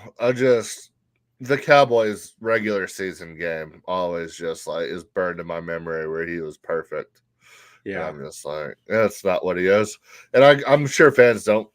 That was only his third most perfect game of the year. Yeah. Fourth, if you go by, or no, third. Yeah, third by PFF grid, third by EPA. That was the Deebo Samuel game too. But yeah, I mean, I don't know. I mean, I think he's a fine quarterback, but I don't think he is anywhere close to a top 8 guy. So this mean- is where I'm struggling with quarterback value right now is how valuable is a guy who runs this system this well? Because like Jimmy G didn't run it this well, you know? Yeah. Not How every guy how is going to run valuable the is the system guy? that well. How valuable is a guy that is a product of his environment that is a very, very, very good product of that environment? Yeah. And what's the worth on that? And I don't know. I don't know what the Yeah. answer to that is. All I know is if I'm a Sam fan, a 49ers fan, I'm probably sitting there saying, keep him. He does well with Shanahan. Like Shanahan's not going anywhere. Shanahan found Ayuk. Shanahan found Debo. Shanahan found Kittle. Like there's a lot of reasons to sit here and say, just keep doing it with Shanahan. You're going to keep getting shots, and all it takes is 1 year for it to hit. Yeah. Yeah, I mean, it goes both ways, too, because then it's like the team has showed enough faith in Shanahan to trade up to 3 to go get a guy, to trade for a Jimmy G, to try to go get a guy, to trust him to replace their 3rd overall pick with the last pick in the draft, and then move on from that guy they invested all the value in. So it's like everything you just said, but at the same time, it's like they're not scared to let him go out and try again either. Yeah. Because if Brock Purdy wants top 5 money, do you trust that you can find somebody that can run it?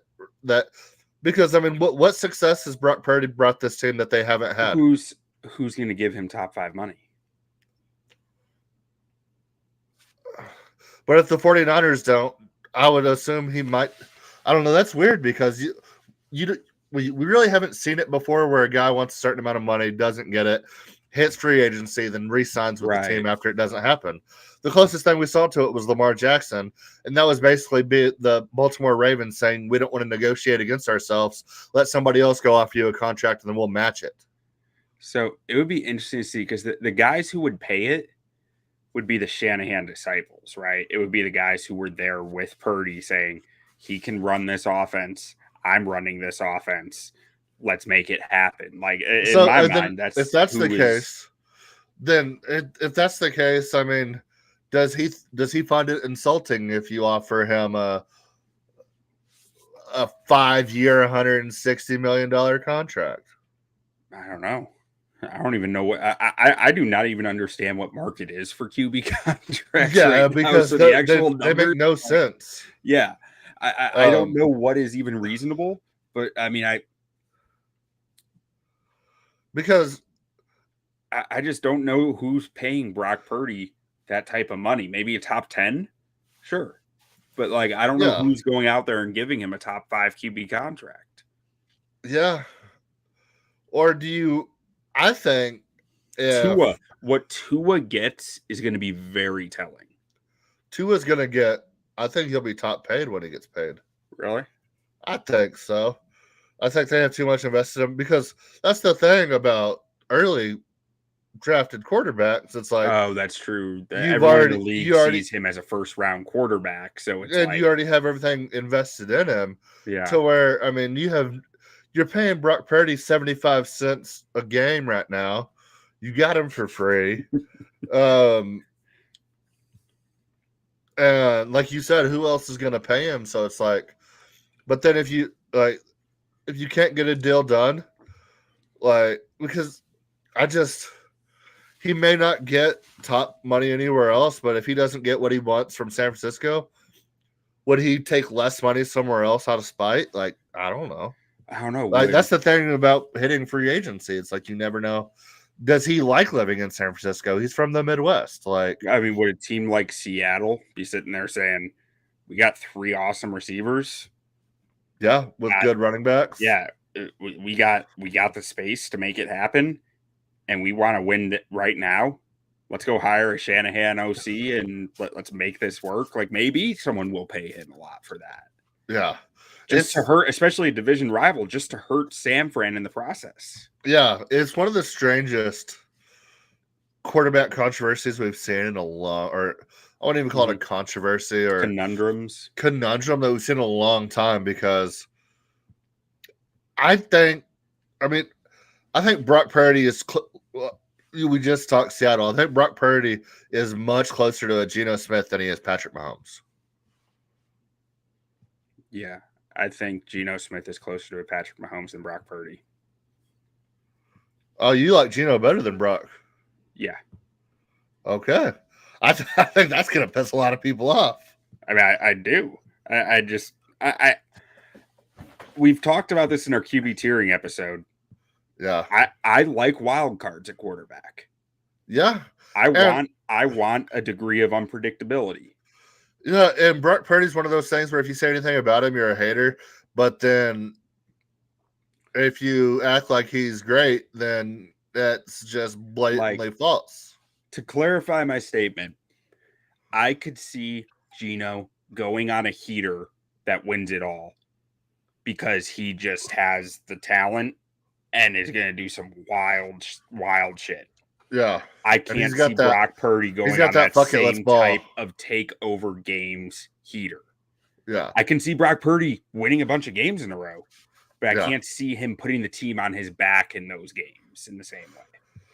Yeah, no, it'll be interesting for sure. And then, we'll see what the future of this team holds. I feel like we've seen the San Francisco 49ers turn over 3 times in kind of the last 15 years. I mean, we saw them go from the Harbaugh team to, wasn't there another good team between there? Chip Kelly. Were they good under Chip Kelly or no? No, Harbaugh to. So they went from being on top years. to Harbaugh to falling back down to being on top again. So that's like the 3 iterations we've seen with them.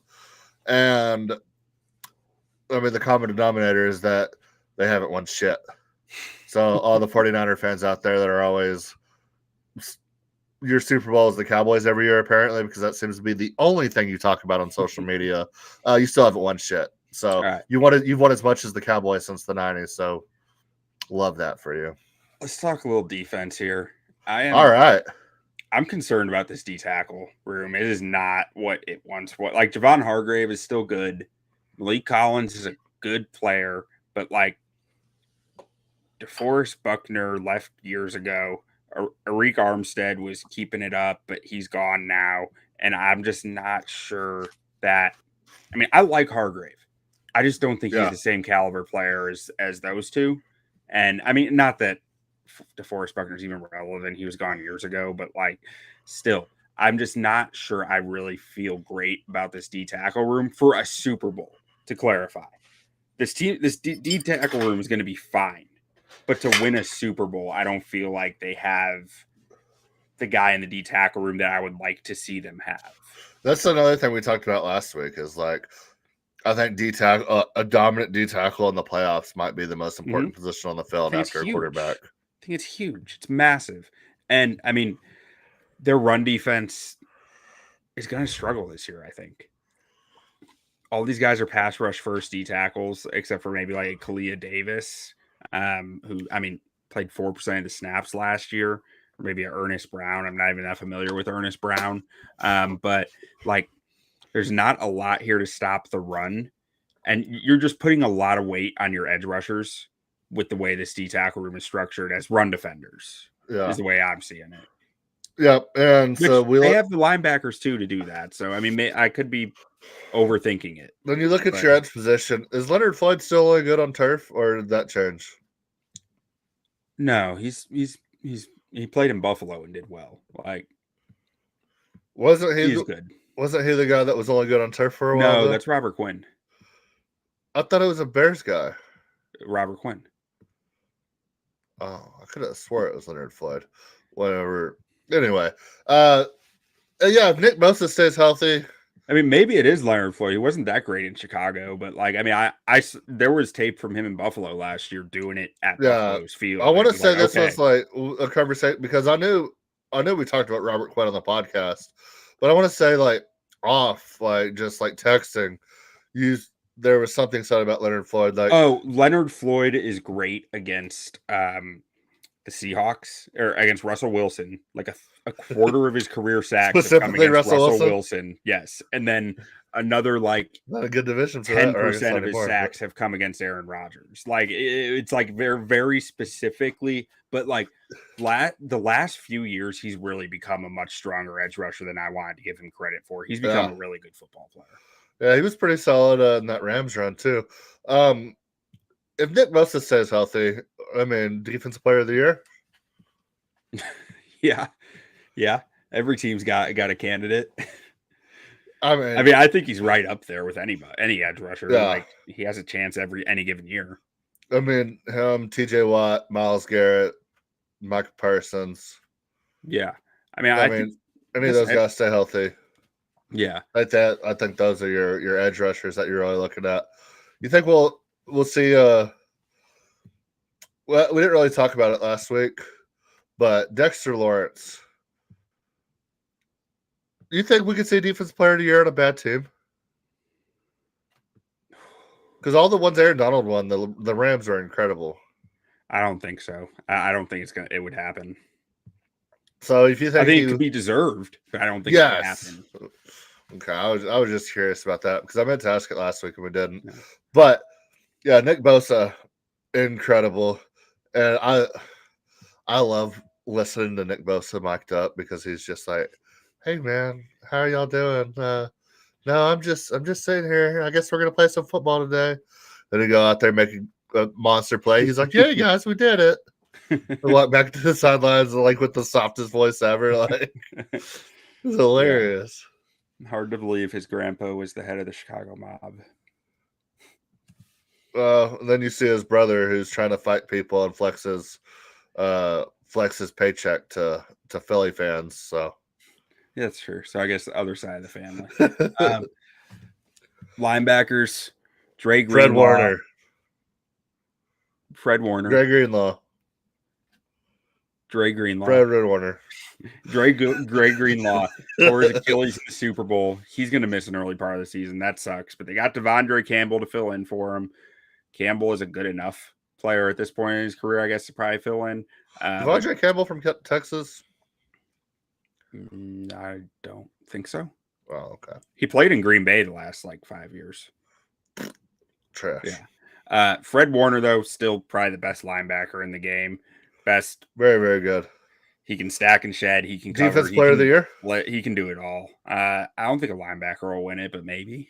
I mean, very good. Not for a while. Not for a while, I don't think. I think linebackers kind of out of it at this point. It just keeps being edge rushers. Which is sad because or Aaron Donald. Linebacker is defense. That it is.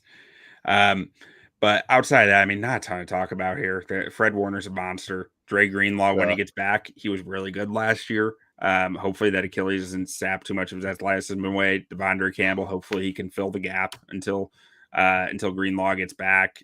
But we'll see. To be determined on Campbell. He's kind of had a weird up and down career outside of a few really good years in Green Bay. He maybe past his prime, but he's filling in. We'll see. Cornerback. Charvarius Ward. One of the most underrated players in the NFL.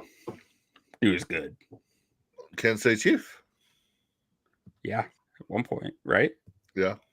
Won a Super Bowl there. Ward yeah, great signing for them. Lenore, that's my cousin. He's really good too. It's your cousin? Yeah, my grandma's a Lenore. Oh, okay. First name or last name? Last name. That's why we're cousins. I don't know. Diomedor. I doubt I pronounced that right, but Rocky Son's playing corner for him. I thought he was going to be playing safety for him. Maybe. Rocky Son's barely hanging on to a roster spot in the NFL anymore. So maybe he's moved to safety. I'm not too concerned about it because if he is, he's safety 4, safety 3, maybe. Yeah. But you know who I really like in this DB room? Who do you like? Hufanga. Dude's a monster, man. He flies fun, around. Man. I mean, I'm not sure he's a guy that I want playing center field, but I mean, he plays a role and he plays it well. He's not a guy I want playing on my team, but he's a guy I like watching when he's on the field. Yeah. Why don't you want him on your team? He can be a liability sometimes. Yeah. But he's fun to watch. He's a wild man. He's just, I mean, I really like Jair Brown to play free for them. Yeah. Like I think he's really instinctive and clean in coverage, which lets Hufanga fly around. Like I don't think they've played that much together even, but like I No. really like the combo. Them playing together could be really interesting. Hufanga did tear his ACL in the second half of last season, so he could miss the early part of the year potentially. I'm not all the way up to date on it, but he should be back early in the year if he's going to miss time. But it'll be interesting if he does miss some time because I'm not really sure I love what they have behind the two starters here. Yeah. But I do like their cornerback room a lot, which makes it all easier. Like Ward, Lenore, and Renardo Green probably playing in the nickel. Like I think Renardo Green was a really nice pick for them. I didn't love the value of where they picked him, but I really liked the player. I think he's very clean, very smooth athleticism, very loose. Florida State had a damn good defense last year. Yeah, they did. They really did. And I think Green might have been a really strong pick at value aside. Like even where, I mean, honestly, I liked him. I don't even, if I like the player, I like the player. Yeah. Take him in the second round. Like maybe it was a little early, but if he's good, he's good. Like and I thought his tape looked pretty good.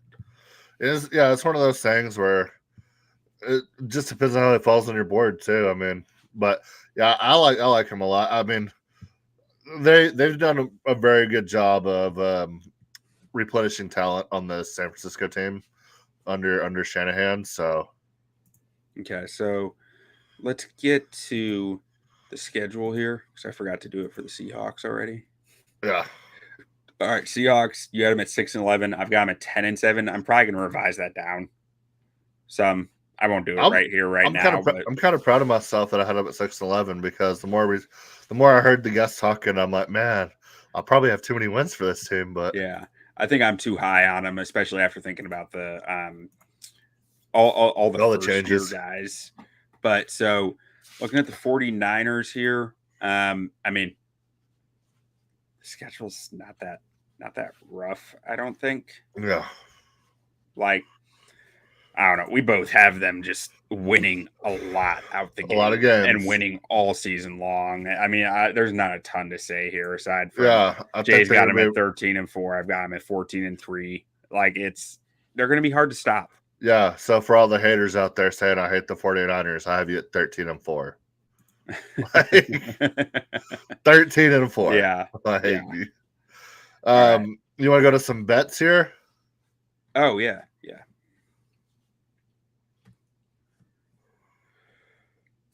I mean, so you went 12-5 last year, so I'm predicting you a better record. I'm taking the over. You're giving me the over 11.5 wins plus money. This roster against their schedule, I love that. NFC champs at plus 250 seems outrageous. That's an outrageous number. It is. God, the NFC's weak this year. Yeah, but I mean, it took. All right, the Lions probably should have won that game. Some questionable calls on not ref wise, just some of the decisions the Lions made with the lead, and then took everything you had to get past the Packers. Your quarterback looked like absolute garbage. Like 250 is an outrageous number for winning a Super Bowl when you're at minus 200 to win the division. I just had to say that, but I mean, I think they're going to be there. I mean, yeah, they'll be right there. I mean, they're going to have as good a shot as anyone at the winning the NFC. But yeah, I think at plus 100, assuming this team stays healthy, they're going to win at least 12 games. Yeah, I'm with you.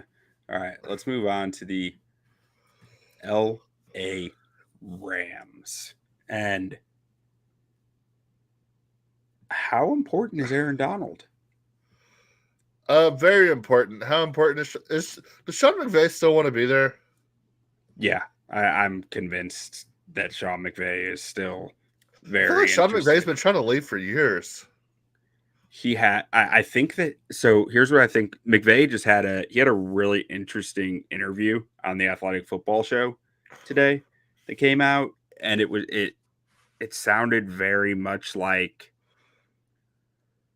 he was over obsessed with football for a long time and had no life, and then got married, had a kid, and started to find more balance in his life and really started to enjoy it again more. So I think he's in it for the long haul. Okay. Now. The first thing I look at when I look at this team is early Sean McVay was fuck them picks, building for the future. We're winning now. And then you look at some of what they did in this offseason, going to sign Tre'Davious White, who has been a health risk, but when healthy, very good. But what I really like is getting Jonah Jackson there on your offensive line. Sure enough, maybe one of the weakest parts of your team in the last couple of years, but have somehow always seemed to make it work. It feels like they're really investing for a last 4 or 5 years of Matt Stafford, however much time he has left. You know what they're investing in? The Run trenches. duo down your damn throat. That's what they're investing in. This Yeah. interior line is like 1,500 pounds. Yeah, and I mean, I talked about it all last year. Avila was one of my favorite guys in the draft. Loved him at that center spot. That's a 330-pound center.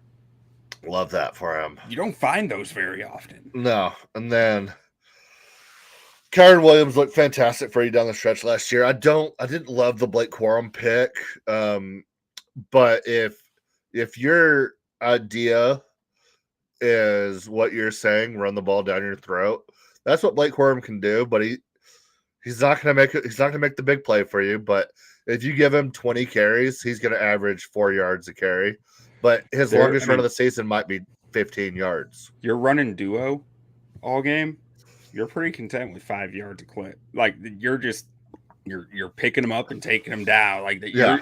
To me, this looks like an offense that knows they're going to have to play ball control because Aaron Donald covered up a lot of shit on their defense the last few years, and he's gone. And they're going to need to score points and play ball control, and that's what they're set up to do. I definitely think they can do whatever they want on this offense. I love this offense. Matt Stafford is still an incredible quarterback. Puka Laduca looked phenomenal as a rookie.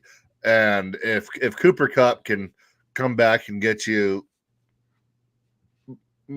the targets and some catches, I mean, I would say is Cooper Kupp the 2 on this team? That's fair to say? Yeah. Yeah. So, I mean, Cooper Kupp go out there and catch you 80 balls, but can take over any game, any week, any time. That's incredible. And then with the running backs you have with Matt Stafford there, I mean, you might see some games where you run for 250 yards, and then the next week, Matt Stafford throw for 400 yards. I mean, I feel like you got a lot of options on this offense with Sean McVay at the helm. Yeah, I mean, this offense going to be hard to stop. It is. I mean, let's just run down the weapons. I mean, Kyron Williams really showed out last year. He can 3-down back. He can stay in pass protection. He can run routes, and he can run the football. And I think that he really fits the duo scheme that they're probably leaning into now. Of like, we're taking what's there. We're fine taking 5 yards a clip, and we're going to set you up for explosives because you're going to have to send more guys into the box because we have a freaking Mack truck running down the middle of your defense with this interior O line. It's filthy. It's silly how big their interior is. Behind him, I mean, you already talked about Blake Corum. There's stuff to like, and from an explosive standpoint, I think that's going to be the 2 backs. I don't think you'll see much from these other 3 guys outside of injury. Yeah, I think Blake Corum is the guy you bring in. Maybe I wouldn't be surprised if we see double-digit touchdowns out of Blake Corum.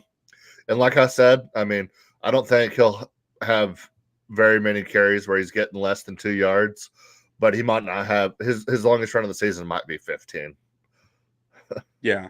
I mean, he's not overly bursty, but like, man, I love his elusiveness. Like his swivel, his agility is really impressive. I just wish he had a little more burst and like, I don't know, maybe he does. I'm holding out a little hope that with some NFL training, he does have a little more burst. Yeah, maybe he can. Yeah, maybe he can get that pop you need. But still, I mean, he's gonna be. You know what he is? He's Marion Barber. I don't know. That's what I saw on his tape. Like I'm not seeing. I don't think of him as a power back necessarily. Yeah, maybe not a power back, but I mean, he's hard to bring down. But like he's hard to bring down, but he doesn't hard run to get a through grip you. on. Yeah. And that Michigan team's just hard to judge all around because that offensive line was so good. Yeah, but this offensive line is good.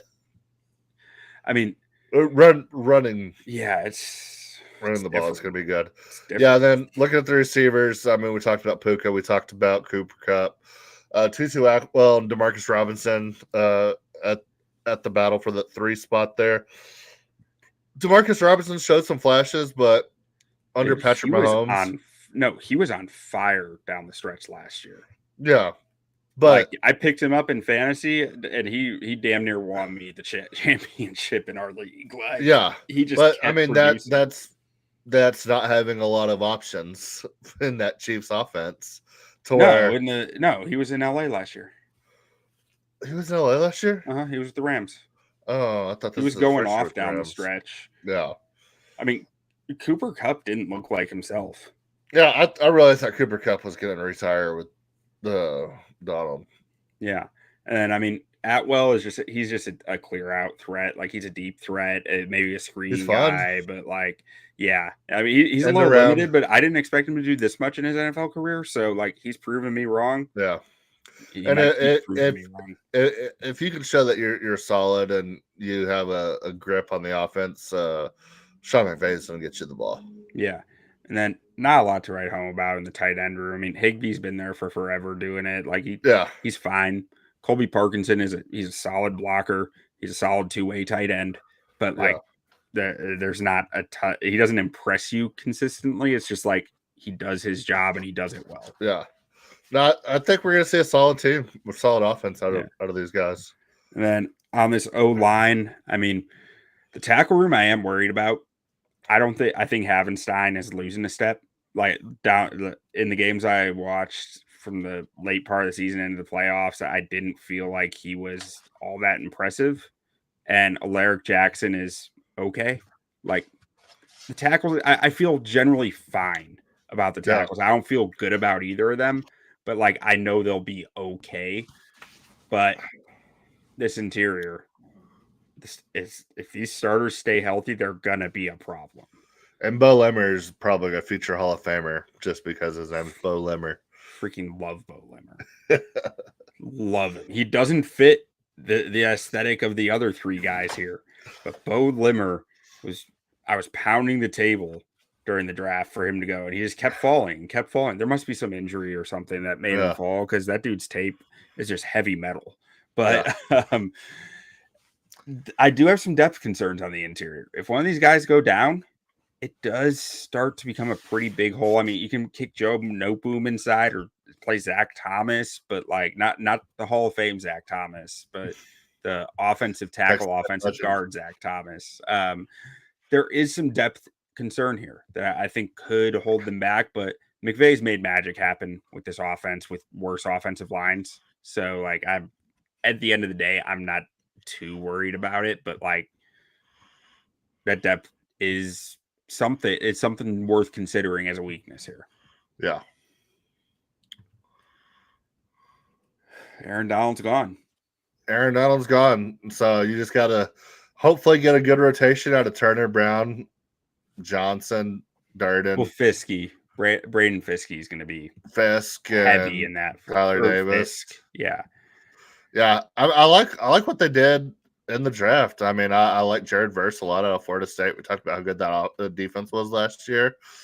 And then Braden Fisk, I mean, 2 Florida State guys, great defense last year, probably should have been in the playoff. Like,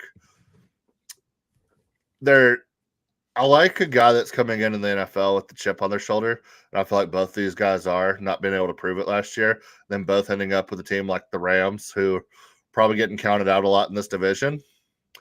I mean, I think that's a lot to be said for like mentality for a rookie and having a reason to prove yourself. And I mean, I know they're both high picks, but now they're playing together. They have that camaraderie of like nobody wanted to like they didn't let us play with the big boys last year, and now we're playing with the big boys. Like, let's go out and make a statement type deal. Like, Yeah, I didn't love the Braden Fisk pick, if I'm being honest. see, add it to the bulletin board. Add it to the bulletin board. I mean, so I like Kobe Turner. I am a little worried about what he's going to do now that he is the center of attention on this team. Because like he got a lot of single block opportunities last year to win, and those are gone. He's gonna be the focal point now. And Braden Fisk needs to be the guy who probably is taking advantage of that with his quick first step. One of the things I'm worried about with Fisk is he is a less refined player with really short arms who treats his body like he's a Tonka truck. Like, I'm just not. If he stays consistently healthy, I'll be surprised with the way he plays and his inability to control the blockers in front of him because his arms are like 32 inches. That was my main concern with him. I love the way he plays. I love his energy. I'm just not sure it's sustainable at the NFL level because of the way his frame is and the way that he's just going to take a lot of hits. He's going to get in a lot of compromising positions. I like Tyler Davis a lot of health concerns there, but I liked that pick a lot. And beyond those three, Turner, Fisk, and Davis, there's just a lack of talent here. Like Bobby Brown has some flashes on occasion, but like it's just I don't see a lot to really like at the edge spot. Jared Verse is nice. He's going to be a nice floor setter for your defense, and he has decent ceiling.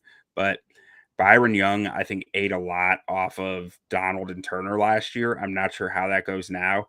I love Michael Hoke's effort, his hustle, but I'm just not sure he's a difference maker out there. And like this D line as a whole, I get really concerned about going forward because I just think Aaron Donald meant so much to them in that playoff game against Detroit. When Donald wasn't on the field, it felt like they were dead in the water. Yeah. Yeah. And losing a guy like Donald, I mean, it's huge. It's massive. One of the best of all time. So. Yeah. And then at linebacker, I mean, I was truly really surprised by Ernest Jones' stats because on tape, I in the playoff game, I kind of keyed in on him. I just saw a lot of missed tackles. So maybe it was just a bad game from him. Maybe he's been according to the stats, he's been a lot better than that. So I'll need to go back and take a look at some of the other games. But based on the playoff game, I just saw missed tackles kind of all over. Roseboom, I think they really like him. I haven't really been able to figure out why throughout the tape and the stats. And I don't see a lot to really like. I see a guy who he plays hard. The effort's there, but I don't see a guy who is going to make much of a difference on Sundays. And then in the cornerback room, you go sign Darius Williams, nice signing. You go bring in Tre'Davious White, nice upside signing coming off the injury, but like, it might not still be there. I'm still concerned. I was concerned about the cornerback room last year. I'm less concerned this year than I was last year. We've got Quentin Lake in there as a cornerback. I think he's actually a safety. So that was just an error on my part, but he was listed as a corner at the time. So I threw him in there as a corner. Trey Tomlinson, maybe there's something there. He was a decently high draft pick, I believe, like 3rd round, maybe. LaDainian Tomlinson's nephew, I believe. TCU. Yeah. And then Kobe Durant's in there. I mean, it's just the cornerback room feels like kind of a ragtag of names that, Darius Williams, I think there's something there. I think he's a good football player. Yeah. Behind that, a lot of questions. Yeah, and if Tre'Davious White can get back to even half of what he was, I mean, he can be solid for you. So yeah, I think this is just going to be like a wait and see type deal. And you look at this division, and people want to run the ball in the division, but at the same time, like there are very clear threats. So if you show weakness in that DB room, could be a long season. Yeah, and I mean, I do think there's some nice stuff in their safety room. I thought Cam Curl was an excellent signing for them. Yeah. I think he's a strong football player, strong in coverage. I think Quentin Lake showed some stuff to like at safety last year, and Russ Yeast. I mean, I think he's supposed to be a starter, but I'm not really sure. I like Quentin Lake more. I think Quentin Lake played more of a hybrid role, Yeah. and I don't like him just because he has the same first name as me. I actually did like his tape, but Russ Yeast, I didn't really see a lot of reason to like him. I mean, maybe he's a risk taker. I see a high forcing completion rate here, so maybe he does a good job of getting in the passing lanes. But I don't know. Nothing really stood out to me on his tape that much as it did for Quentin Lake. And then they got Cam Kinchins in the third round, so you see Cam Kinchins coming in there potentially being a starter at some point. I mean, he's a dog. He'll smack you in the mouth. Cam Kinchins is fun to watch. He's slow, but he's a dog. Yeah, so looking at this, we have 8.5 win total. We have playoffs at plus 100, minus 122 for missing. Win the division at plus 330, Super Bowl 3,200, NFC champs at plus 1,400. What do you like here?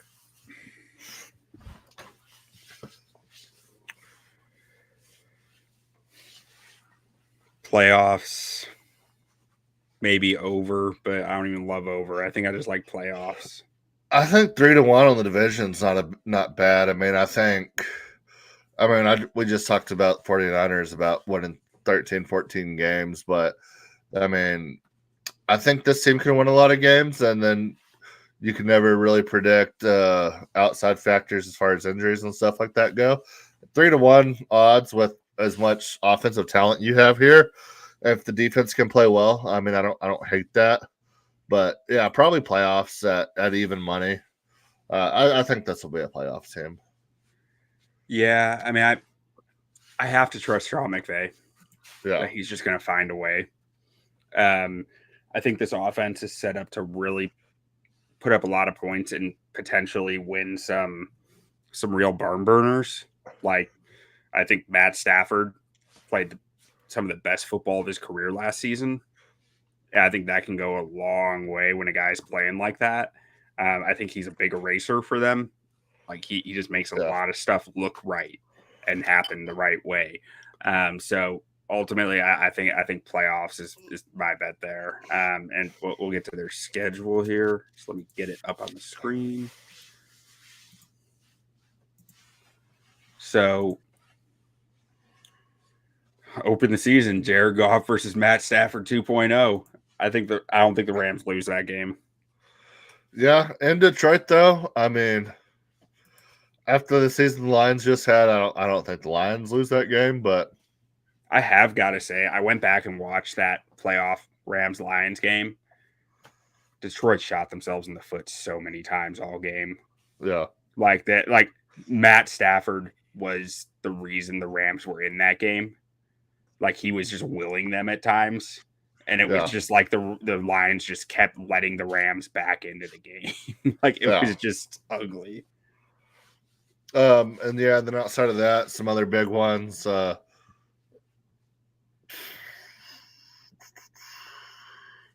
don't really have final crazy. flight of the regular season is for Philly, not for the Rams. I should have clarified that. Yeah, we talked about that a couple of weeks ago, last week. Yeah. So, yeah, I mean, nothing too crazy here. We have a Bills matchup. I like the Bills in, that you like the Rams. We have a matchup versus the Jets that we're split on. But I mean, for the most part, we're kind of even here outside of that first week. And we both got them at 10-7. Yeah. Just McVay finds a way. McVay finds a way, baby. Coach. All right, let's get on over to the Arizona Cardinals. And first Arizona and foremost, Cardinals. want to apologize to Arizona Cardinals fans. We wanted a guest for this week. We're not able to find an Arizona guest, so we apologize for that. So, but we loved having. I'm very confused / concerned for Cardinals fans that you guys do not have enough of a sports blog presence, because I can only find a handful of people and they were all busy. Yeah. So, yeah, let us save the day here for you. Yeah, we were very excited to talk it. We are very excited to talk Arizona Cardinals football, because there is stuff to be excited about. Yeah, we like this team. We like Kyler, I think. I like Kyler. I think I like Kyler. I was really hot on Kyler a couple of years ago, but I still like Kyler a lot. Can I tell you what was weird about watching some of Kyler's tape? Yeah. Kyler has never, since he got to A&M, been in an offense that he wasn't familiar with, right? And you could kind of see it in some of his tape last year that he was in a new offense, that he wasn't just like, he was hesitant with stuff. He was a little gun shy here and there to pull the trigger because he wasn't as sure about it, which was just interesting. I think it goes away with reps. I don't think there's any reason to be concerned about it, but it was a little different than what I was used to seeing from him. It was just kind of like that pause in moments of like having to think about it. Yeah. And yeah, Kyler's supremely talented. I mean, he showed it time and time again. The questions, I guess, come more off the field and his commitment and dedication to the game, which I think are a little overblown at times. Mm-hmm. But you look at the way they're building this team. I really like their head coach a lot. And then they go out and draft a guy like Marvin Harrison Jr., who is incredible. I mean, I think the distance between Marvin Harrison Jr. and like the next best like wide receiver Malik Neighbors, prospect we've seen, or not even in this draft, just in recent history, is pretty big. I mean, I think Marvin Harrison Jr. is one of the best wide receivers we've seen come out since Megatron, as far as expectations coming into the league. Yeah, it's probably up there. Like I think that he is. I didn't think he was that far ahead of Odunze or Neighbors from a potential standpoint, but from a what I know they are standpoint, he's head and shoulders ahead of them. Yeah. So I mean, and he's looked incredible so far. Obviously, I mean, it'd be hard not to this early on in the process. I mean, he looks like how he should look, which is always promising. What did Kevin White look like when he got to Chicago? A lot of hype there. I don't know. He had a broken shin. Oh yeah, he never. Yeah, there was never any hype. It was just like, oh well, this sucks. He could still be an All-Pro one day. Hey, his brother plays for the Cardinals. Which one? Kaiser White, the linebacker. Kaiser White is Kevin's brother? Yeah.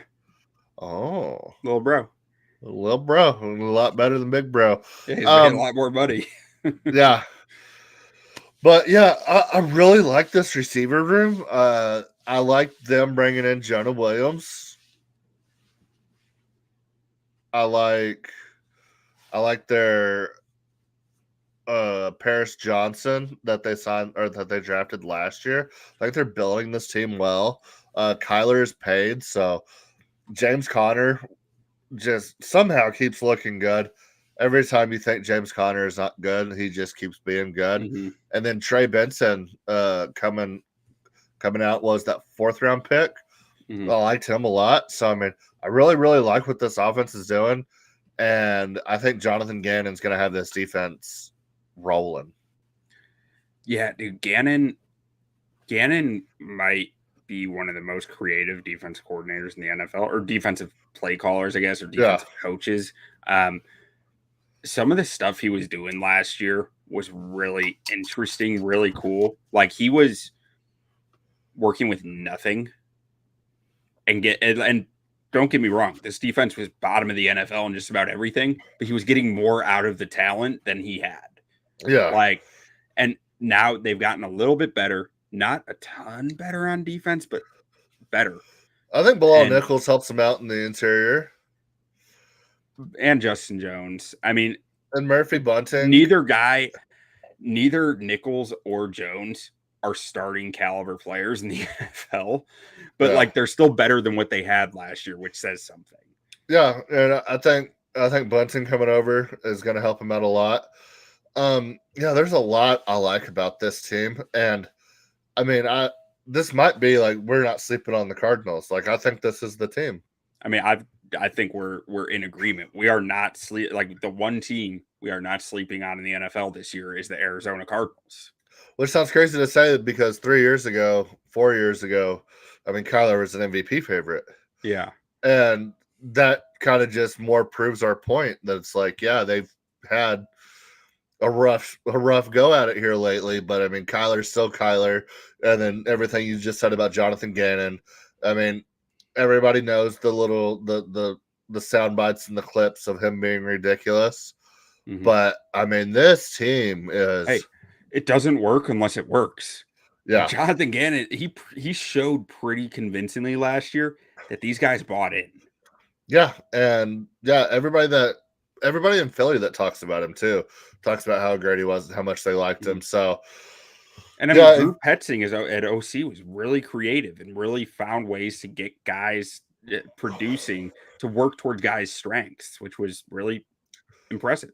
Yeah, and they got the steal of the draft and Taylor Demerson at 104. Yeah, Rabbit. Yeah. No, seriously, I really like him for the scheme and for what they want to do. He's a guy who can play true center field and play a bunch of different roles at the same time. Like I'm not sure how they're going to deploy him with Jalen Thompson, Buda Baker, their safe room probably being one of the biggest strengths on this team. But like, they're gonna find ways to get him on the field. And if he gets on the field and he plays at a high level, the dude has crazy potential. Yeah. Now let's get to some positions. Like, I mean, James Conner, I was impressed by his tape from last year. I'm always impressed by him, but every time I watch him, I just don't understand how, and he just keeps doing it. He gets bigger every year, I swear. Yeah. Like he just keeps getting bigger.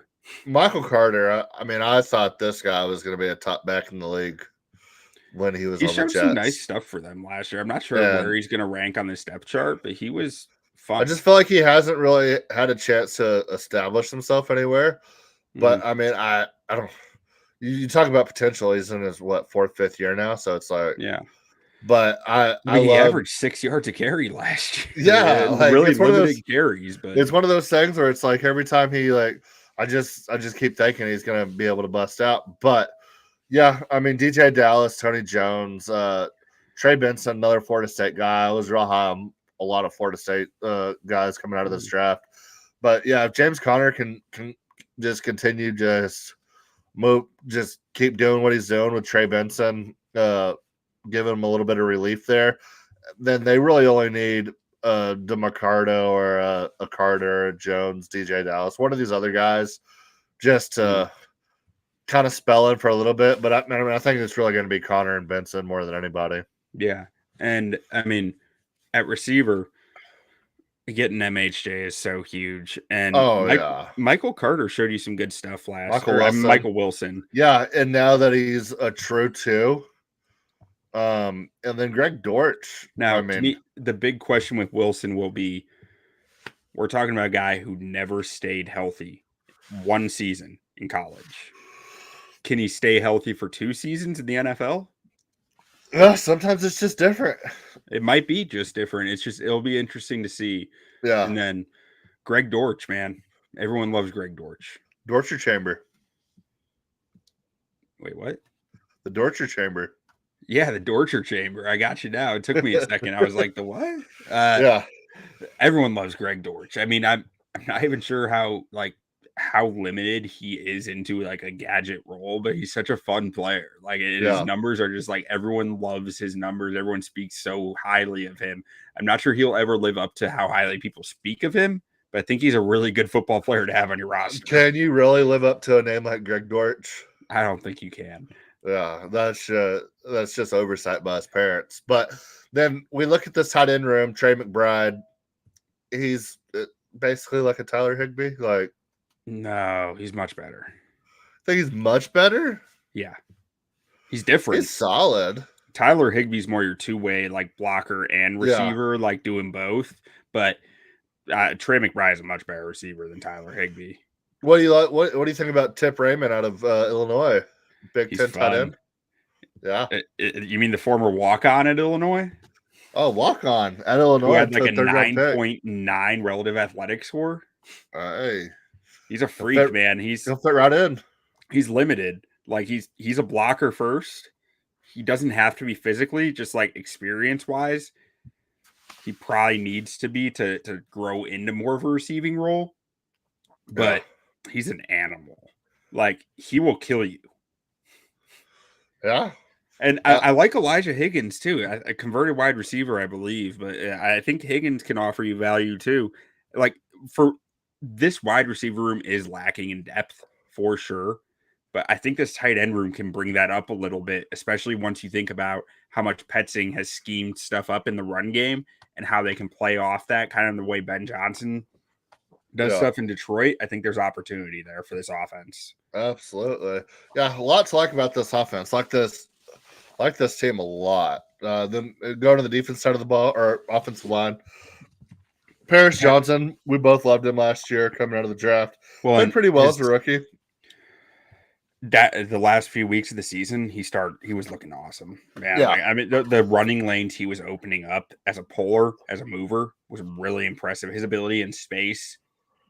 I thought his bend as an offensive lineman, his ability to adjust his body positioning in space was so impressive, and it showed up at the NFL level. Like I think dude's going to be a stud for years to come.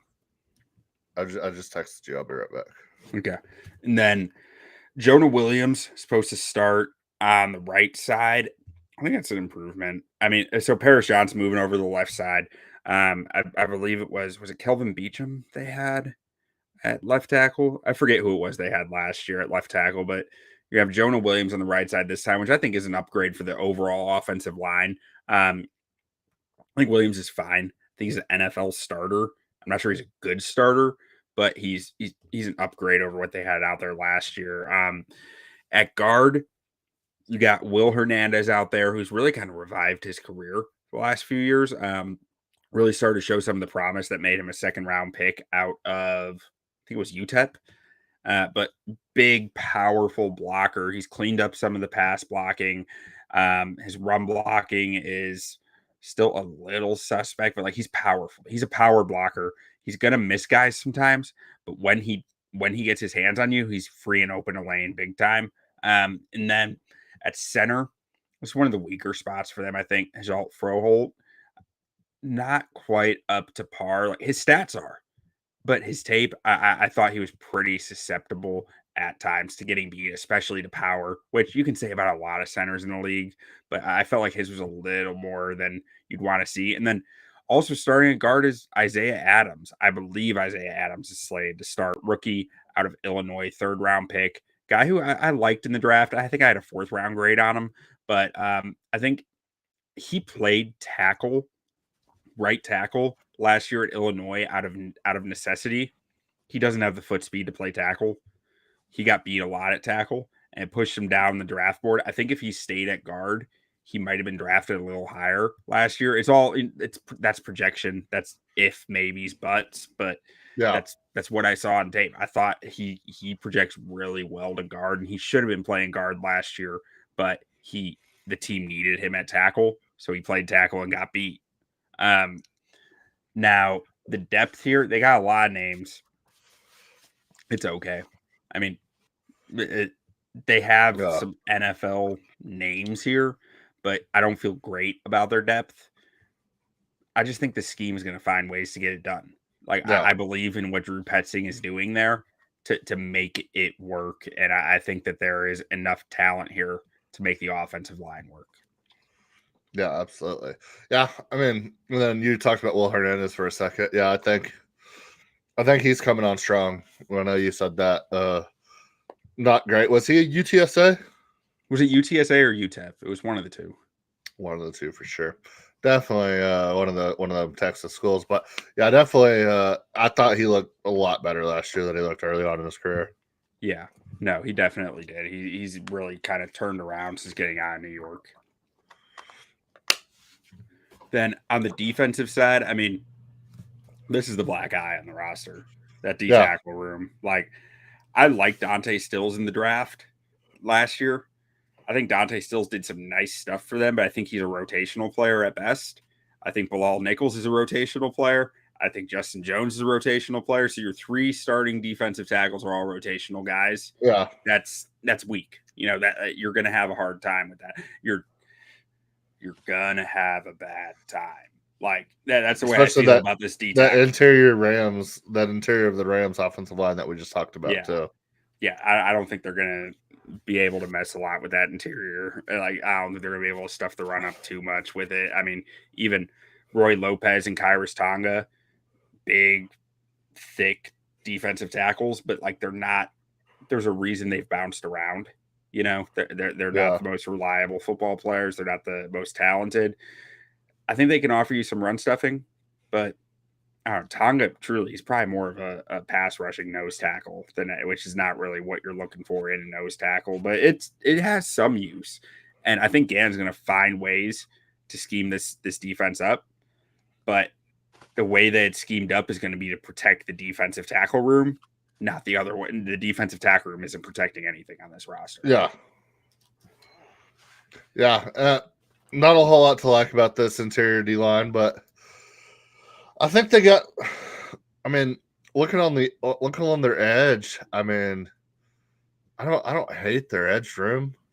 I don't. I mean, I think Collins has some upside. David Collins, converted linebacker. I think he has the athleticism to pull off that switch, and I think he did some nice stuff last year. I think Dennis Gardick is just like a caveman who goes out there and bashes heads. Like, what do you think? What do you think about Darius Robinson?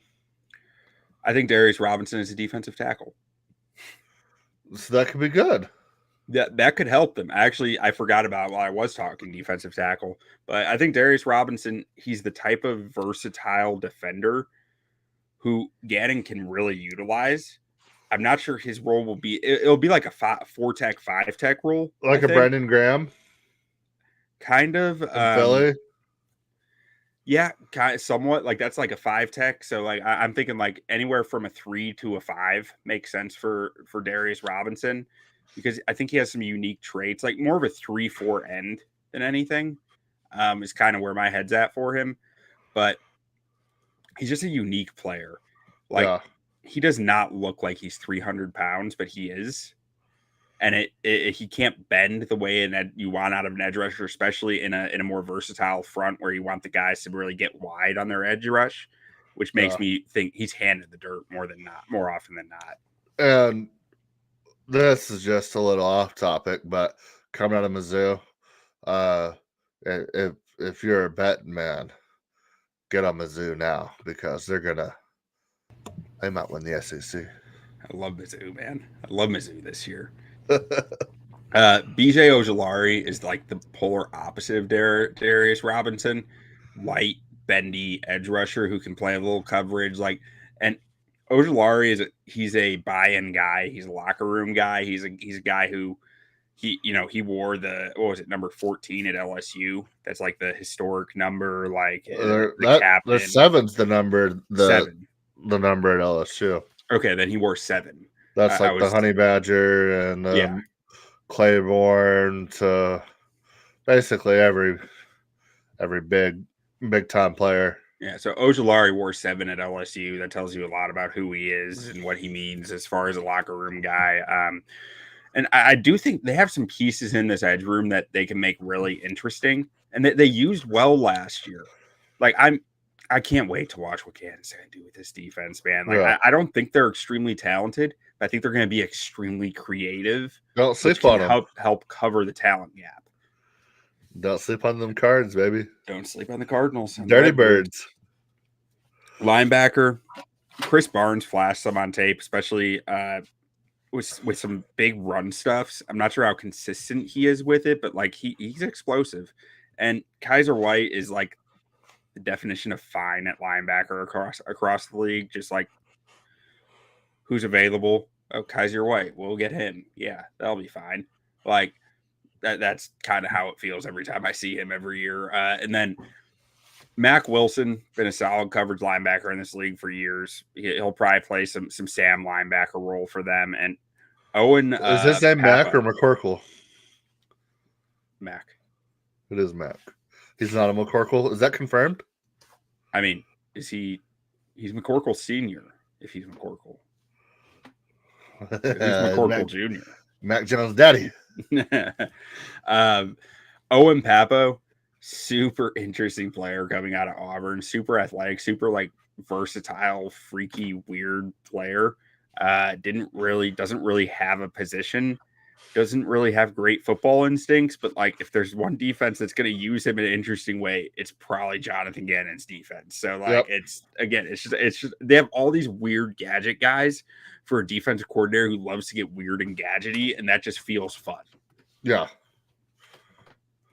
Then at corner, there's another kind of black eye on it, but they've got some young talent here. I think Sean Murphy Bunting is one of the most underrated guys in the last 3 or 4 years at corner. So I feel like that's a pretty good signing for him. I guess he's gonna probably be in the spotlight more on a defense like this as being one of the better guys on the defense. But still, I thought that was a really, really good signing for him. Yeah, no, I mean, I think he's a strong nickel corner in the league, and like it'll be interesting to see how they deploy their nickel defense and their dime defense. Like, 'cause they're going to get weird with it, and I just don't know exactly what role they're going to play him in, but I'm sure it's going to be fun. Another strange thing about this rookie class that they brought in, they have 8 picks and they didn't have a 5th round pick, something like that. All their picks were, I think, in the top 120. Yeah. All but one of their picks were in the top 104. Yeah. So you got, but two of them outside of it. Let's just say you hit at a decent rate. Like, this could be a great rookie class for the Arizona Cardinals. Well, I mean, I liked Garrett Williams out of Syracuse last year, and I love Max Melton this year. Like, Max Melton was probably one of my bigger, like, my guys in the draft because the dude is just an absolute dog. He's going to get in your face. He's going to ruffle your feathers. He had no fear taking on Marvin Harrison Jr. against Ohio State, and he plays for Rutgers. Like, now I love Max every day. Yeah, and then you look at the safety room. Buda Baker's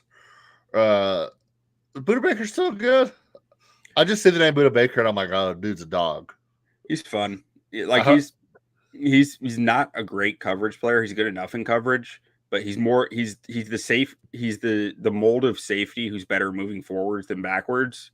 So he just stays moving forwards at all times. Like he's just an energizer buddy. But like, and as much as we've talked about Jonathan Gannon with Darian Taylor Demerson coming out of Texas Tech, if you're not familiar with this guy, he's just a freak.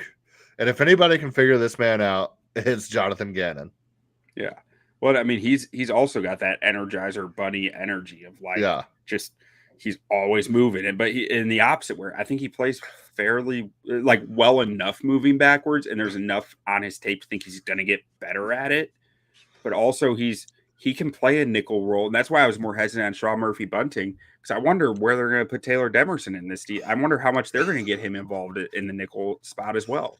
Put him at edge. Let him rush the passer. Yeah, he can do it all. And Jalen Thompson has been a solid safety for the Cardinals for a few years now. Like there's more here this year, and I really think this coaching staff is going to get a lot out of these guys. And like I said, especially like looking at this rookie class, I mean, they're bringing in so much young talent, so much young talent that I mean, I wouldn't be surprised if this team shocks people.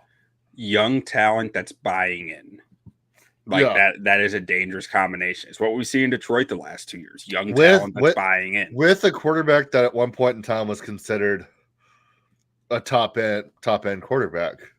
Yeah. Like it's still Kyler Murray. Like I feel like he gets more disrespect than anybody on this roster. Yeah. From like the outside. Either him or James Conner. Yeah. All right. Let's see what their schedule looks like here.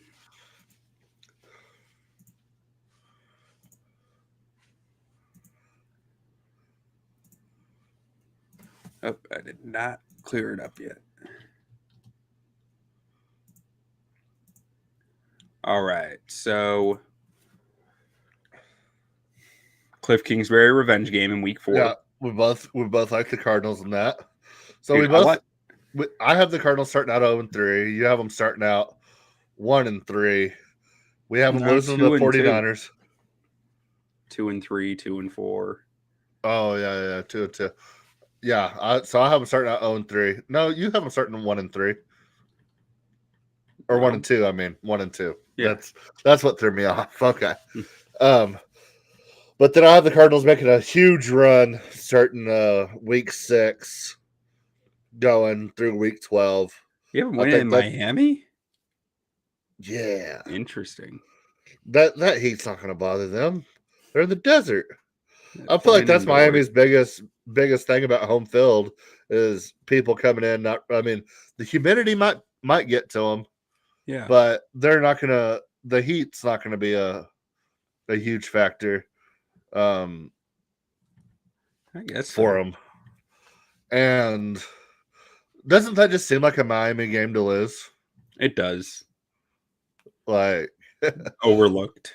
Yeah, and then we had the Vikings still in one late in the season. But yeah, I mean we both like this team a lot. We had 49ers sweeping, which if they win one, they might get week 18. Depending on what's going on there. Dude, I have the Cardinals doing so well at home. Yeah.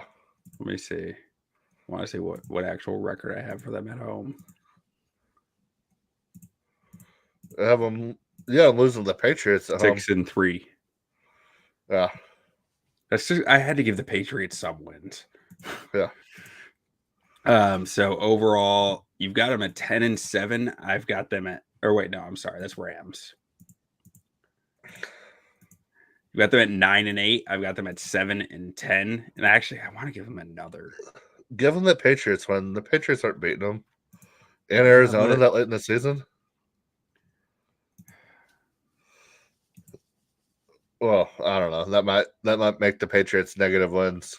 Yeah, like they're gonna win some games. Give them 49ers. Last game of the season. Oh yeah, that's an easy one. All right, so I've got them at 8-9. 9-8. Yeah, I mean, I think this is a team that's going to be right on the cusp of 10 wins with a lot to look forward to. And I mean, I think if this team wins 9 or 10 games, I mean, that is a huge success. You have so much faith in this offense and Jonathan Gannon and this defense moving forward that if you show that you can win 8 to 10 games in this division in a year like this, I mean, I think this is a team that's trending, that's on the rise. And yeah, we're definitely not sleeping on the Cardinals. The Arizona Cardinals were 9-8 against the spread last year. At home, they were 5-3 against the spread. Yeah. And they have the ability to keep up with anybody. So I mean, if this defense can get nasty, yeah, you're gonna really see some things out of this team, I think. Yeah. And then Paris Johnson and this offensive line getting a year older too, bringing in Jonah Williams. I love this team.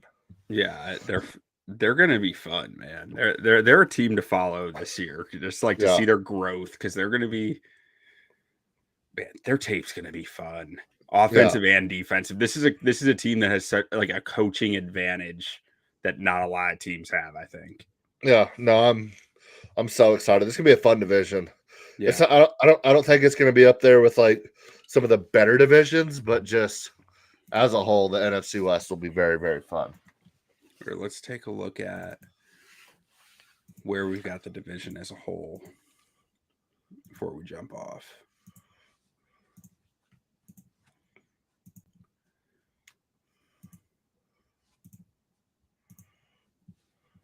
Okay, so we both got the 49ers, Rams. You have the Cardinals at 13 now. Yeah, we basically have. I have the Seahawks losing the division. You have the Rams or the Cardinals losing the division. Every team over 8 wins, though. Yeah, or I have every team over 8. You've got the Seahawks at 6.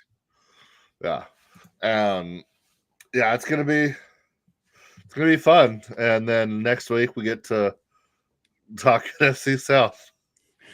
It's gonna be a wild one. We get the privilege. It's the honor. Be a wild one. So let us know who in the NFC South is going to win next week if you're still watching, because that's a wild division. Falcons, not good. It's just wild. Falcons are going to dominate that division. I don't think so. All right. Well, that'll be it for this week. Let us know who's gonna win this NFC West, and why it won't be the 49ers. Adios.